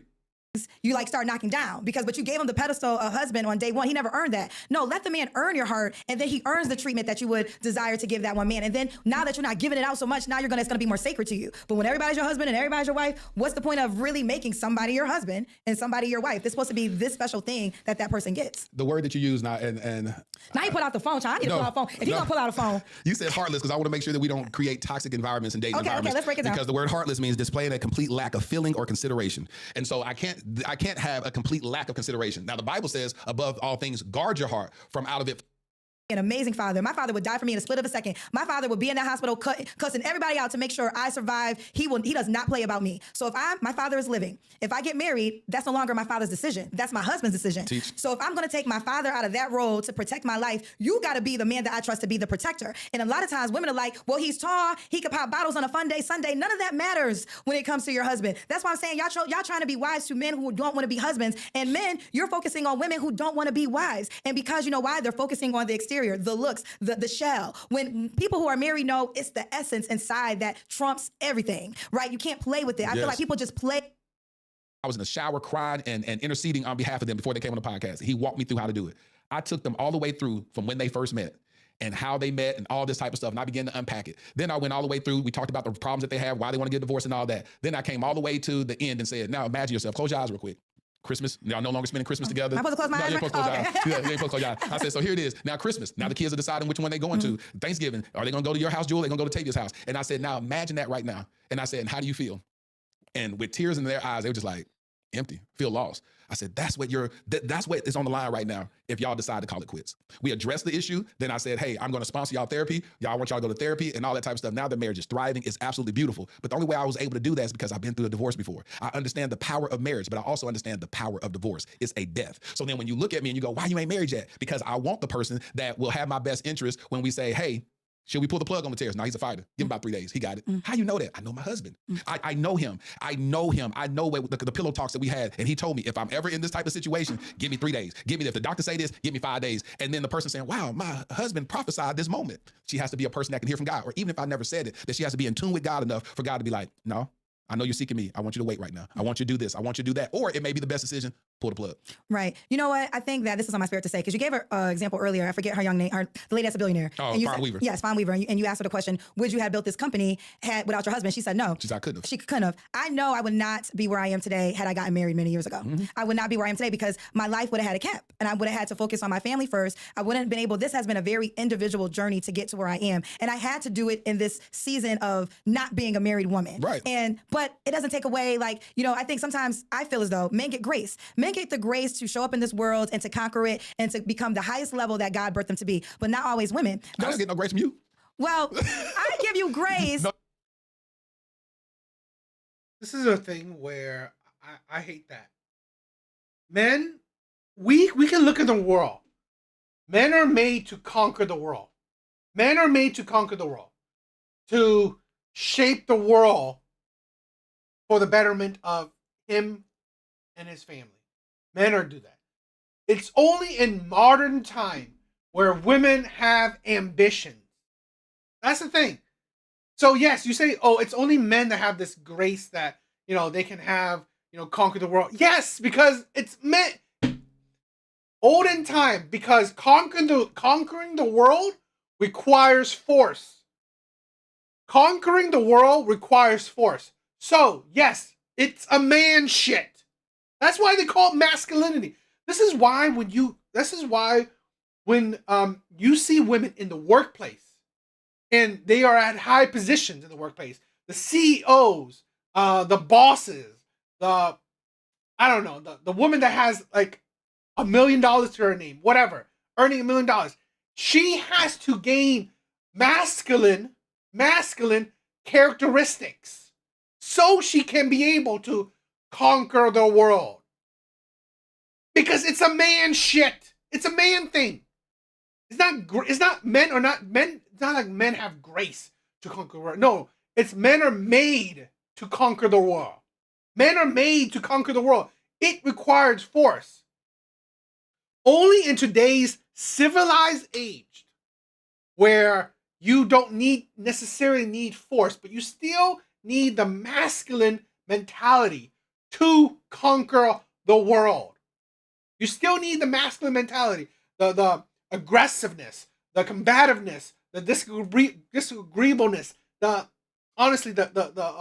narrow-mindedness, you know, to accomplish certain ambitions.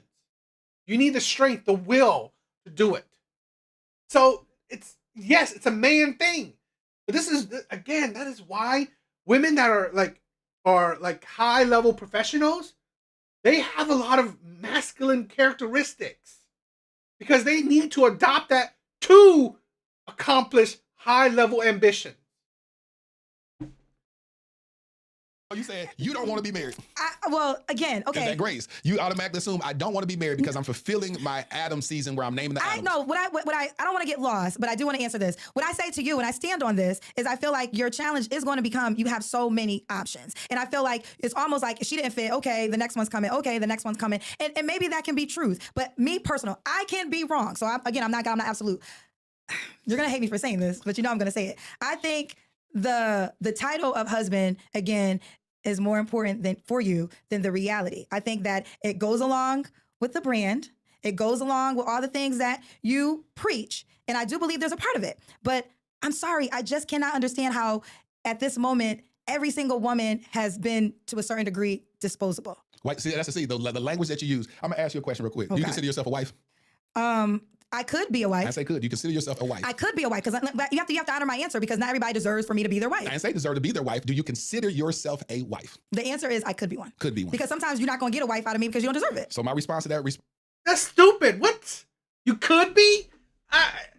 This is why we have men nowadays. I could be a woman. What? No. Is it you are or you not? You have the characteristics. You have the person. No, Kendra cannot be a wife. Kendra cannot be a wife. She doesn't have the feminine nature, the feminine mindset. You can see on this.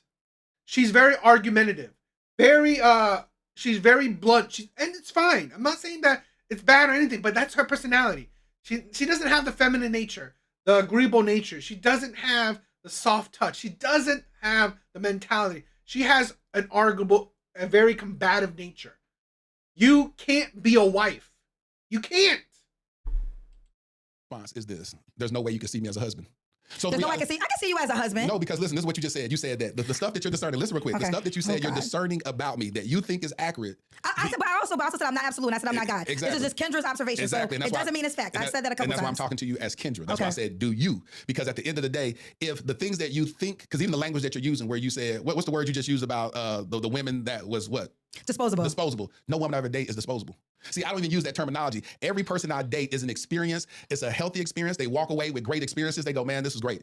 Well, and they still want to okay, be my but- friends afterwards. so- Hold on, I just want to address that. Nobody I ever deal with is disposable. Okay. It just didn't work out to marriage. But it worked out for the season that it was supposed to be with whatever it was. My ex-wife, who I have admitted that I cheated on multiple times in my marriage, when she talks to me, she says, you're an amazing man. Why? Because of the experience that she had, the sin that I committed, the sins that I did, the lack of care that I had with her heart still doesn't override who I am as a man, to where she literally says, and you're a great dude, you're an amazing man. It's the craziest thing that I've ever experienced, because I'll be like, because I'll see myself, the problem that I have is I see myself as my faults before I see myself as the good, because I'm a perfectionist by nature. But what God has done and has allowed me to see, and the people I've interacted with, they go, of course you're not perfect, but what I see in the experience I have with you overrides anything else that you may have done inaccurate or improper or whatever it is with me. So what I'm saying is that I don't look at people as disposable. We're all on this journey together to learn. If my heart's intent isn't to willingly come into your life to destroy you, cheat on you on purpose, say, I ain't gonna never be faithful, I'm gonna take these vows with you, but I'm gonna cheat on you every step of the way. That's my heart posture. If that was my heart posture, I'm a wicked person. But because when people experience me, whatever things that I do wrong, they go, his heart is in the right place, he just has a weakness in this area. And so when I date people, it's the same thing, because I get a chance to interact with these people, learn these people, experience, I get to add a wrinkle to my brain and learn something. Hopefully I add wrinkles to their brain, they learn something, they go, this was a great experience. And a lot of times people may end up marrying somebody after dating me, they go, you helped me to see the things that I really desire in a husband. It didn't work out with you and I, but I recognize that what I experienced with you, I don't want to let go of. I want that in the next relationship. So can I jump in? Okay, so I'm not a man, so let me stay there. I want to be as Hopefully not, because this will be awkward with you. So, okay, in my experience, I have male friends who are husbands, and I have male friends who I know will never get Absolutely. married, right? And there's key characteristic differences, right? The male friends who don't desire marriage, they date often, and they date under the mindset of, okay, I'm gonna date her, and as soon as something's not right, there's another girl coming, and that's their mindset, right? That's their mindset. They are like, okay, I like you until I don't, and if I don't, God, there's 1,000 women, so I'll go on to the next. The husbands that are my friends, there's times when they got to take a moment, but there ain't no way out. Now, I always want to be as respectful, because I don't know everything that you share, but you was once married. For whatever reason, that marriage is no longer together. But one would challenge, because women get challenged like this on my show. You had a husband. You left that husband because you wanted to find something you thought was better, but you had a husband, but you filed for divorce or whatever the case may be. And at the end of the day, now you outside and you're trying to find another husband. And sometimes it happens, but these women get judged for leaving the man that was willing to be their husband, because we know there's husbands, there's boyfriends, there's sneaky links, like there's all different, like we're gonna break it down, because some men just aren't born to be, and a lot of times the woman really wants the sneaky link to be the husband, but he was Absolutely. never gonna be your husband. He's the sneaky link, okay? Facts. That's what it is. That's the job title. So now going back to you, because you were once married, and again, doesn't mean it can't happen for you again. The odds are in your favor because quantity is in your favor. But one will say God is in my favor. God is in your favor. One would say you had a wife. For whatever reason, there was a difference within that dynamic that y'all decided to go separate ways. Absolutely. No judgment. But you had a wife. Absolutely. So that could have been the woman you're supposed to go to the death do you part of the valleys, but there was individual decisions that was important. No judgment, that y'all had to part ways for that individuality to grow, because that was important. But y'all put those individual things over the marriage Absolutely. that you had. So this is nothing. This is not a judgment conversation. But when I was talking to you I also don't think that this man is very husband mindset. I don't think so. He just said that he cheated on his wife as well. And it's like, this is the thing where, this is where I'm saying this, okay? I've always believed this. The more option a man has, the less likely he is to settle down with just one option. Just my opinion.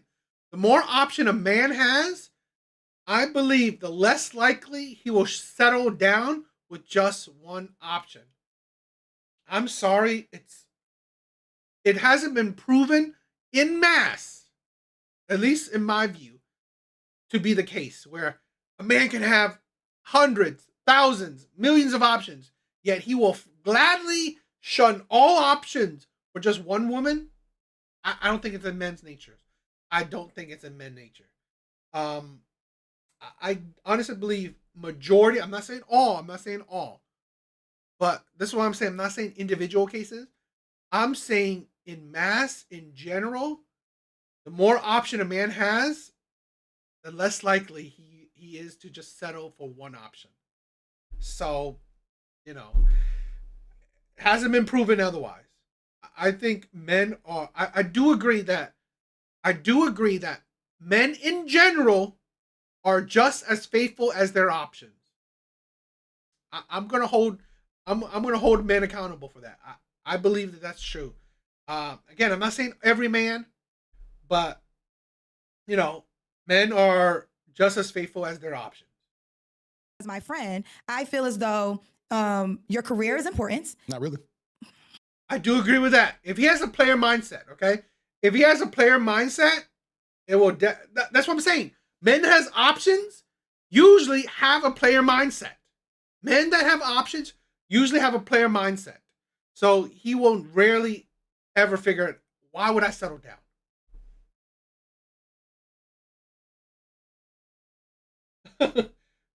Men with money. I mean, that's what I'm saying. Men with money is like, if you're a man with money, you are also a man with options. So why would you settle down? Okay, well, my assessment is wrong. My discernment is his career is important, and the woman that will fit his wifely duties will also have to align with your career. And I just say, not saying it can't happen, look at Jay-Z and Beyonce, their careers align, but the fact of the matter is, how about this? I'm gonna stop talking. I'm gonna come to your wedding. I wanna be there. I'm not trying to be like in circles, and maybe I missed the answer.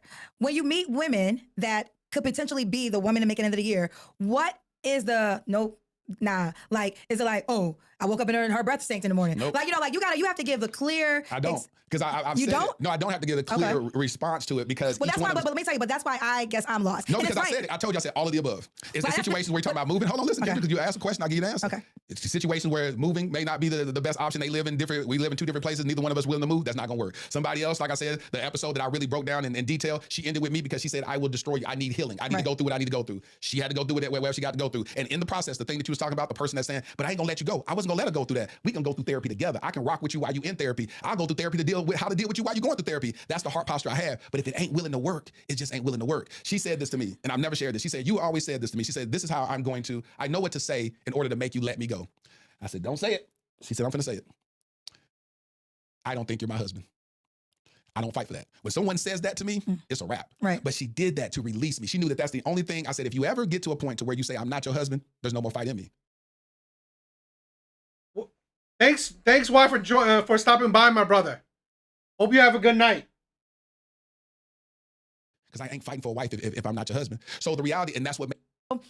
Again, I'm not God. I never pretend to know it all. I never pretended to know it all. But I feel like men who say they want to be husbands, the challenge I said earlier is it's the buffet. It's like, okay, another thing can be coming. The marriages that I know that have lasted for a long I knew you were gonna go walk Odin. Have a good walk, my brother.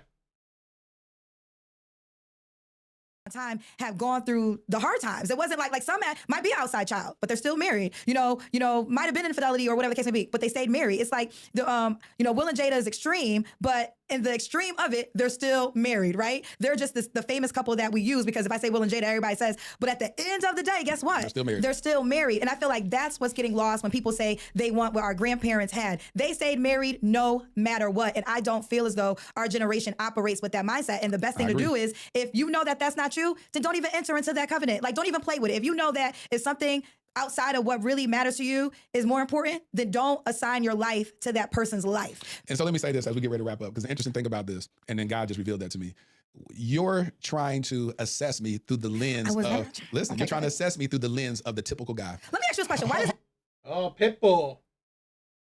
Not bad. That's pretty cool.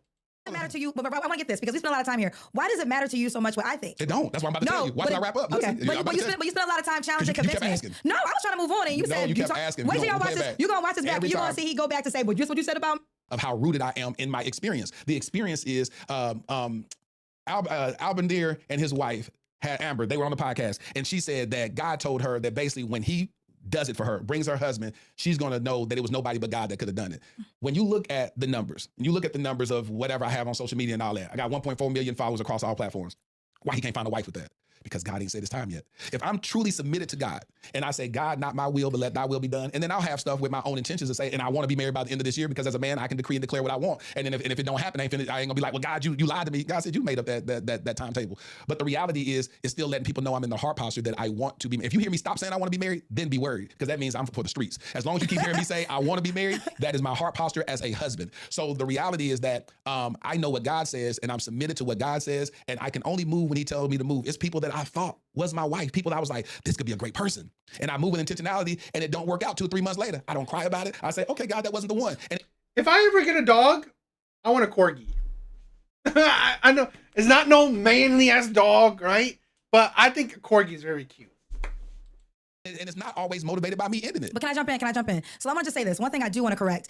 We have a friendship. Absolutely. So no, my assessment wasn't really off of other male experiences. It's about our experience. And one thing I said earlier, and I told you this earlier, like my friend QDZ, who's been married for 16 years, he said, if people are serious about marriage, they shouldn't talk about a ring or a wedding day until 5 years from now. So I say that to say a lot of women fantasize about the wedding day and the ring. And in our conversations, the things that you talk about when you talk about marriage, at the end of the year, I'm going to have a wedding. I'm going to have this ring. It's the symbols. But to me, those are just the shiny things that really don't have anything to do with marriage. And I would just challenge you, and I could be wrong, take those things out of the equation. It's not about the Talked about, I was writing a letter to his invisible wife. to this invisible wife. You said, listen to this. Dear future wifey, this is a year we finally crossed paths, not just in past. Yeah, okay. What do you guys think? It was a little interesting, but start getting into. I thought they were going to talk more about Kendra G because I wanted to react to who she is more, but yeah, it is what it is.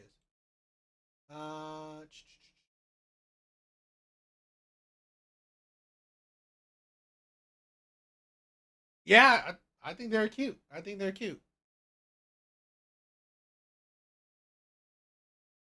What's going on, everyone?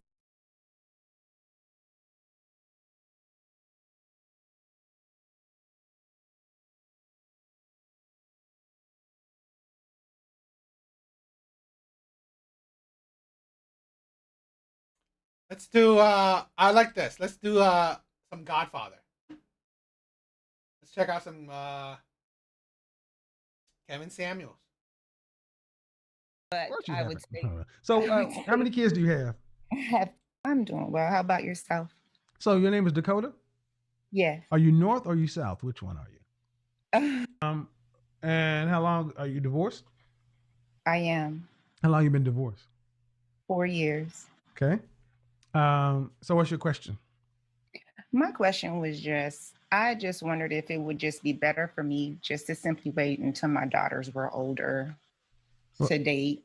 Well, And just to explore, because I have dated, and interestingly enough, the the men that I've met, they're usually older, they're stable, they have, some of them have lived at least 2 lives, and that's fine because I'm 40, so that's to be expected. You're how old? I'm 40. How old is your youngest daughter? 9. How old is your oldest daughter? 12. See, here's the issue with. Yeah. So what I was gonna, are you done talking? Well, I mean, if you met a guy that you were fond of and he was fond of you, where's their father? Oh, he's in their life. But would he want would you or him be all right with a man in the house of 2 teenage girls in development? I haven't had a conversation with him about that. Your ex-husband? Yeah, I haven't talked to him specifically about that because I haven't. But what do you think he would say? I don't know, actually, to be honest. Okay. I don't know. He has somewhat of a passive personality. Right. Is he very protective of his daughters? No. Well, you know what? I don't know yet because I haven't really had a situation where he had to be. Well, are you guys co-parenting successfully? Yeah. How often do you interact with him? A couple of times a week. That's how often he gets them. When's the last time you guys actually,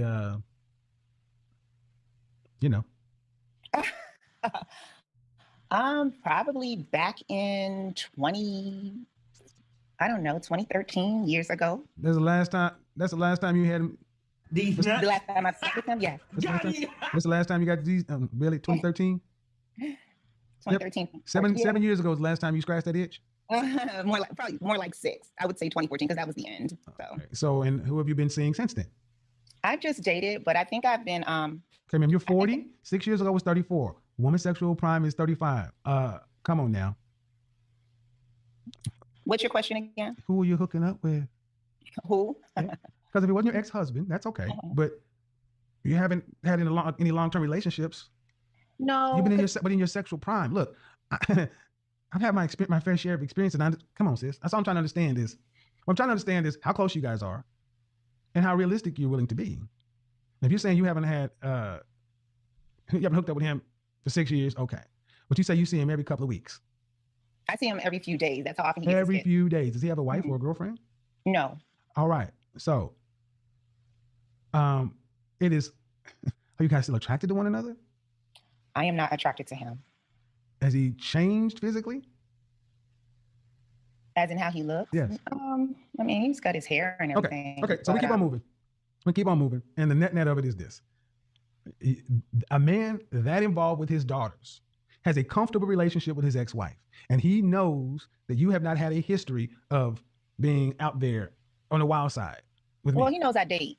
Date, But I mean, date is one thing, but nobody staying over. Oh, no. I have daughters here. Absolutely. That's what I'm getting. That's what I'm saying. Your ex-husband knows that you aren't going to have men in the house with his daughters. No, absolutely not. But that would change. And that question is, how would he react if he felt like that was going to start happening? You know, he might actually feel some kind of way about that. Of course he would. You are right. So this is why I often say to women, why did you guys get divorced? Over money. He doesn't keep a job, so it became very difficult financially. He can't keep a job. I'm talking for. You gave him 2 kids. Why didn't he have a stable job before the first kid? This is the stupidness. You gave him 2 kids. Who gives a shit if he couldn't keep a job?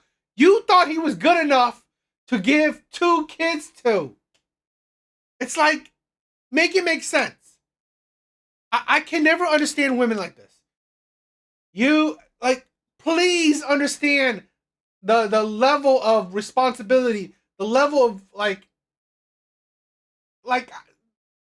seriousness of having kids. You thought he was good enough to have 2 kids with. So, but yet you divorce him because he couldn't keep a job. It's like, so you married him.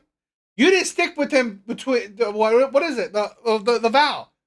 Sickness and health, rich and poor.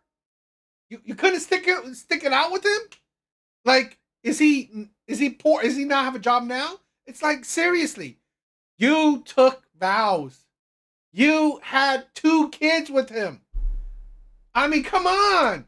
This is the thing where this is why I say women are not as loyal as they constantly say they are. Foreclosure, bankruptcy, all that type of stuff, you name it. So it was just Oh, difficult. okay. Okay. So he doesn't keep a job. All right. But he's active in his daughter's life, even post-divorce. Yes. So are you living at your means now? I'm sorry, say that question Are you living again? at your means now? At my means, as in if I can afford my lifestyle? Yeah. Yeah. Have you been foreclosed or anything like that post-divorce? No. Then do you make room for the possibility that maybe you guys are living outside of your means? Because the picture you've painted is of a man who, after divorce, is around every couple of days. That is a hell of a consistent man after a divorce of how many years? 4? Mm-hmm. Right. Yes. And he's over there 3 times a week. 52 weeks out of the year, he's over there almost as much, more than a lot of, come on, man. You divorced him over money. That's a petty thing to divorce over. Well, he doesn't work. Oh, okay. Okay. So you're basically saying the measure of your man is money. The measure of my man is, can he provide for his family? Well, okay. Now, when you got married, did you tell him you expected him to pay all the bills? Did y'all have that conversation? I never told him I expected him to pay. Oh, okay. I didn't tell him that. But he's a good father. Yes or no? He's a good father. Yes. Okay. Well, okay. So I got to ask you, Miss Dakota, what's more important for your daughters? You mean what's more important for your daughters, a paycheck or a good father? Them having a roof over their head. Oh no, you got the roof covered. Oh, so I'm supposed to take care of the children and a grown man. Oh well, you know, see, You're doing it now. It's like, here's the thing. Are you taking care of him now? Are you taking care of him now? It seems like he's taking care of himself. I mean, what does that mean? You literally already have the roof. You literally, this is why I say women's money means absolutely jack shit. They will never give, men don't get it. Men don't receive women's money. So really, this is why men do not value women's careers, women's money, women's accomplishments. Because men don't benefit from it. You literally have a roof already over your head. He's a good father. So what's the difference? Because now if you are with him, you expect him to do it. You expect him to do it. You should have talked about that before you got married, before you had kids. That should have been laid out already. The problem is you already had kids with him. You already got married with him. It's like, seriously, deal with the consequences of your actions. He's a good father. That's all that matters. see, Okay. here's the thing. See, Okay. Okay, no, don't get That's out fair. with me. Well, what I'm saying is you're doing it already and you ain't got no man. Well, I'm not taking care of a man. I And take care you of- gotta, no, see, those vows you took didn't say, you can leave because of money issues. See, we got too many of our sisters that treat black men as though, if you ain't paying all the bills, that's why I start putting that question out there, letting black men know. You better understand that black women will never come out and say it, but they expect you to pay everything. And if you don't, they'll leave you. Doesn't matter how good of a man you are, how good of a father you are, they will leave. Now, the funny thing is, you basically paint the picture of a man who has damn good character, but you throw him away because he ain't paying no bills. But the funny thing is, are you working any less hard than you would be if he was there? Am I working? Are you working any? Yeah. If he was there, would you still have to do what you're doing? You still have to go to work. Yes. All right. So him not being there is not a net gain for you. It's a loss. Okay. You don't have a man in the house or any help. Okay. You're a grown woman, right? I mean, let's be honest. You I am. still are working, paying, but you are saying it like, I'm supposed to take care of a grown man. Well, would you rather? So a man is nothing but a check. He's supposed to pay the bills. Ma'am, it sounds like it or not, I get what you want. But what you got is what you got. You married the man. You got kids. He's a good father. But you prioritize money, so you divorced him over money. And here's the net. Why is all this coming to? Why is it going to come to bear? When you talk about dating and people start getting into your history with your ex, and this comes out. When this comes out, the guys who are worth a damn, they're gonna be like, oh no. They're gonna be like, nah, this woman left her husband because of money. So that's cool. Did you gain any weight in the marriage? So no. So and that's the thing. And as long as you're cool with being judged that way, because let's say if you were to go out and get married or find somebody, I hope you're all right with being left the same way. Because of a younger woman gaining weight or whatever, but you haven't said the man's a bad man. But I get it. I'm not telling you to take care of a grown man, but I'm telling you right now, you don't sound like you're doing nothing else. It sounds like you were better off married. Something in your ego wouldn't allow you to take care of no grown man. I feel you. I hear you, but I got to ask you, Dakota, were your daughters happier with daddy in the house? They're always happy. I mean, no, ma'am. That So is what a he disingenuous answer. See, we were doing good until you did that. what did I do? I asked you a direct question. Were your daughters happier with daddy in the house? Yes. And you would not give that man credit. You deflected. See, that's so petty. That wasn't about your daughters. That was all about you. May I ask you a question? Sure. So do you think that in a marriage, so you know how you were getting ready to ask me if I gained weight or, whatever other questions you were going to ask me. I'm just trying to get my words right. So I guess because there's a part of me that does feel like, okay, because when it comes to a woman, a wife, if she gets to changing and she gains weight, or if there's not enough sex and things after the children, if anything in her mood changes after she becomes a mother,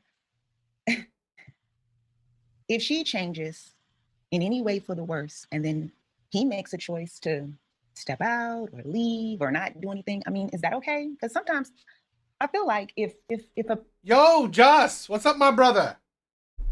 Missed ya. if a man changes and he's not on top of his responsibility, I feel like Here's the thing. If a woman change, men still stay. You do not, it's like there are so many relationships. Men still stays. Majority of, this is the thing. Majority of relationships, women leave, not men. Men aren't breaking up relationships. It is women. Plenty of men have stayed in sexless marriages. And there are, I'm not saying a lot, but there's still plenty of men that don't even cheat when they're in sexless marriages. Because a lot of men, they know it's a duty. They know it's a duty. They know that you have to just suck it up. They don't love it. They don't want it. Plenty of men take it as a duty. They have to suck it up. It's because I said this before. Men will sacrifice their own happiness for their family, for their wife. While women, never. They will sacrifice their man, their family, for their own happiness. It is proven in divorce statistics. Like particularly as a Black woman, that we're supposed to just normalize the dysfunction and just kind of go with it, even if you're in jeopardy of losing your home, or you. Is this a question? No, see what I allowed you to do, ma'am, is I allowed you to talk it all out, and you're starting to have a moral conflict with your own argument. You think so? Oh yeah, I'm good at what I do. Okay. I'm good at what I do. I let you get it all out because what you're having to say. Well, see, what you couldn't say is none of that happened. You're giving me a hypothetical, and I'm going to ask. No, I'll let you. Oh no, ma'am, I'll let you speak for 2 minutes uninterrupted. Oh, okay. None of that happened in your relationship. So hypotheticals don't matter to your individual situation. Let's just put it on the wood. Okay. Your ego cannot handle a man who's not paying the bills. That's it. So for that, you broke your, no, I'm still going. That's it.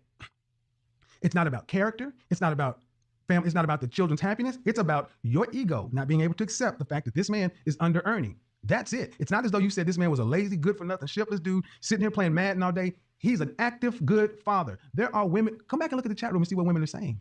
I'm not looking, but I can pretty well guess what the women who watch this platform are saying. Oh my God, sis, basically you are putting money, and I'm going to say this, you ain't rich.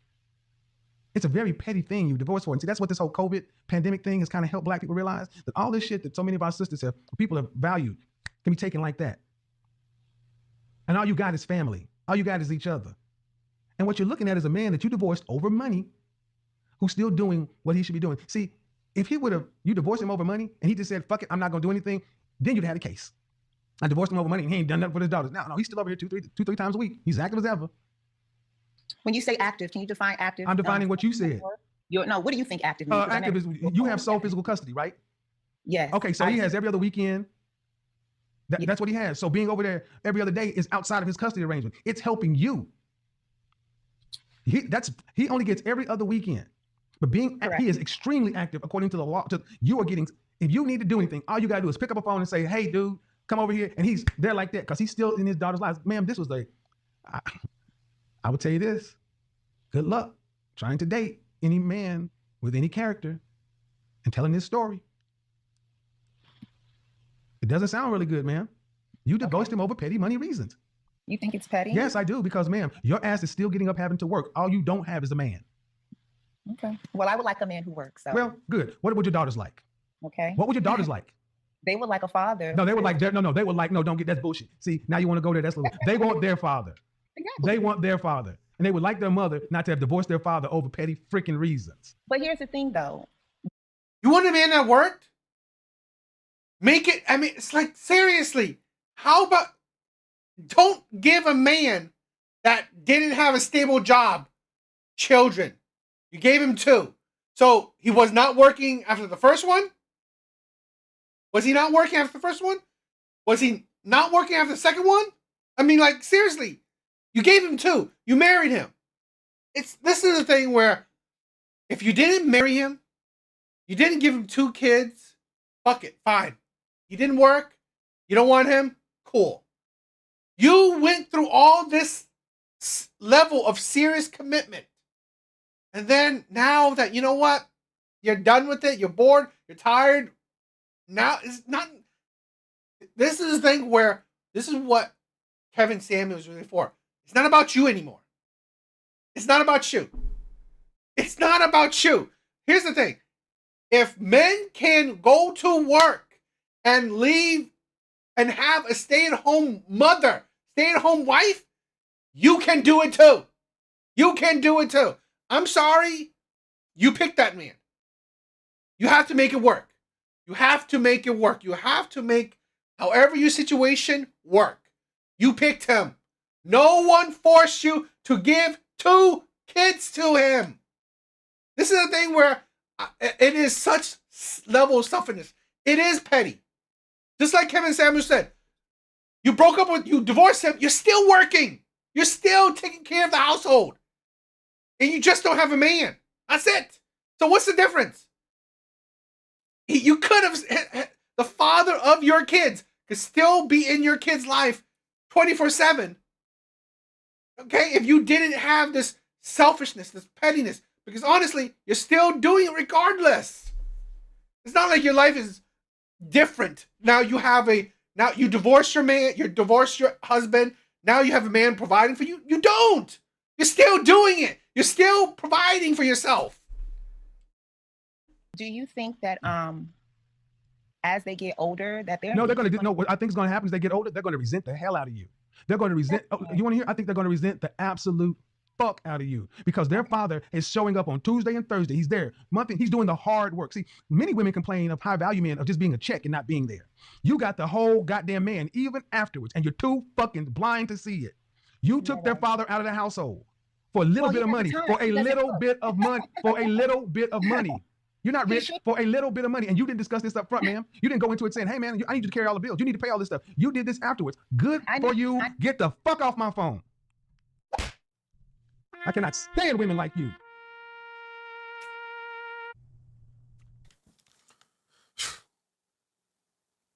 I'm not gonna lie. It's just a short episode. I was just playing this out. I was playing Kendra G videos beforehand. So, you know, it's just a short clip kind of thing. But it was interesting, so I thought I wanted to check it out.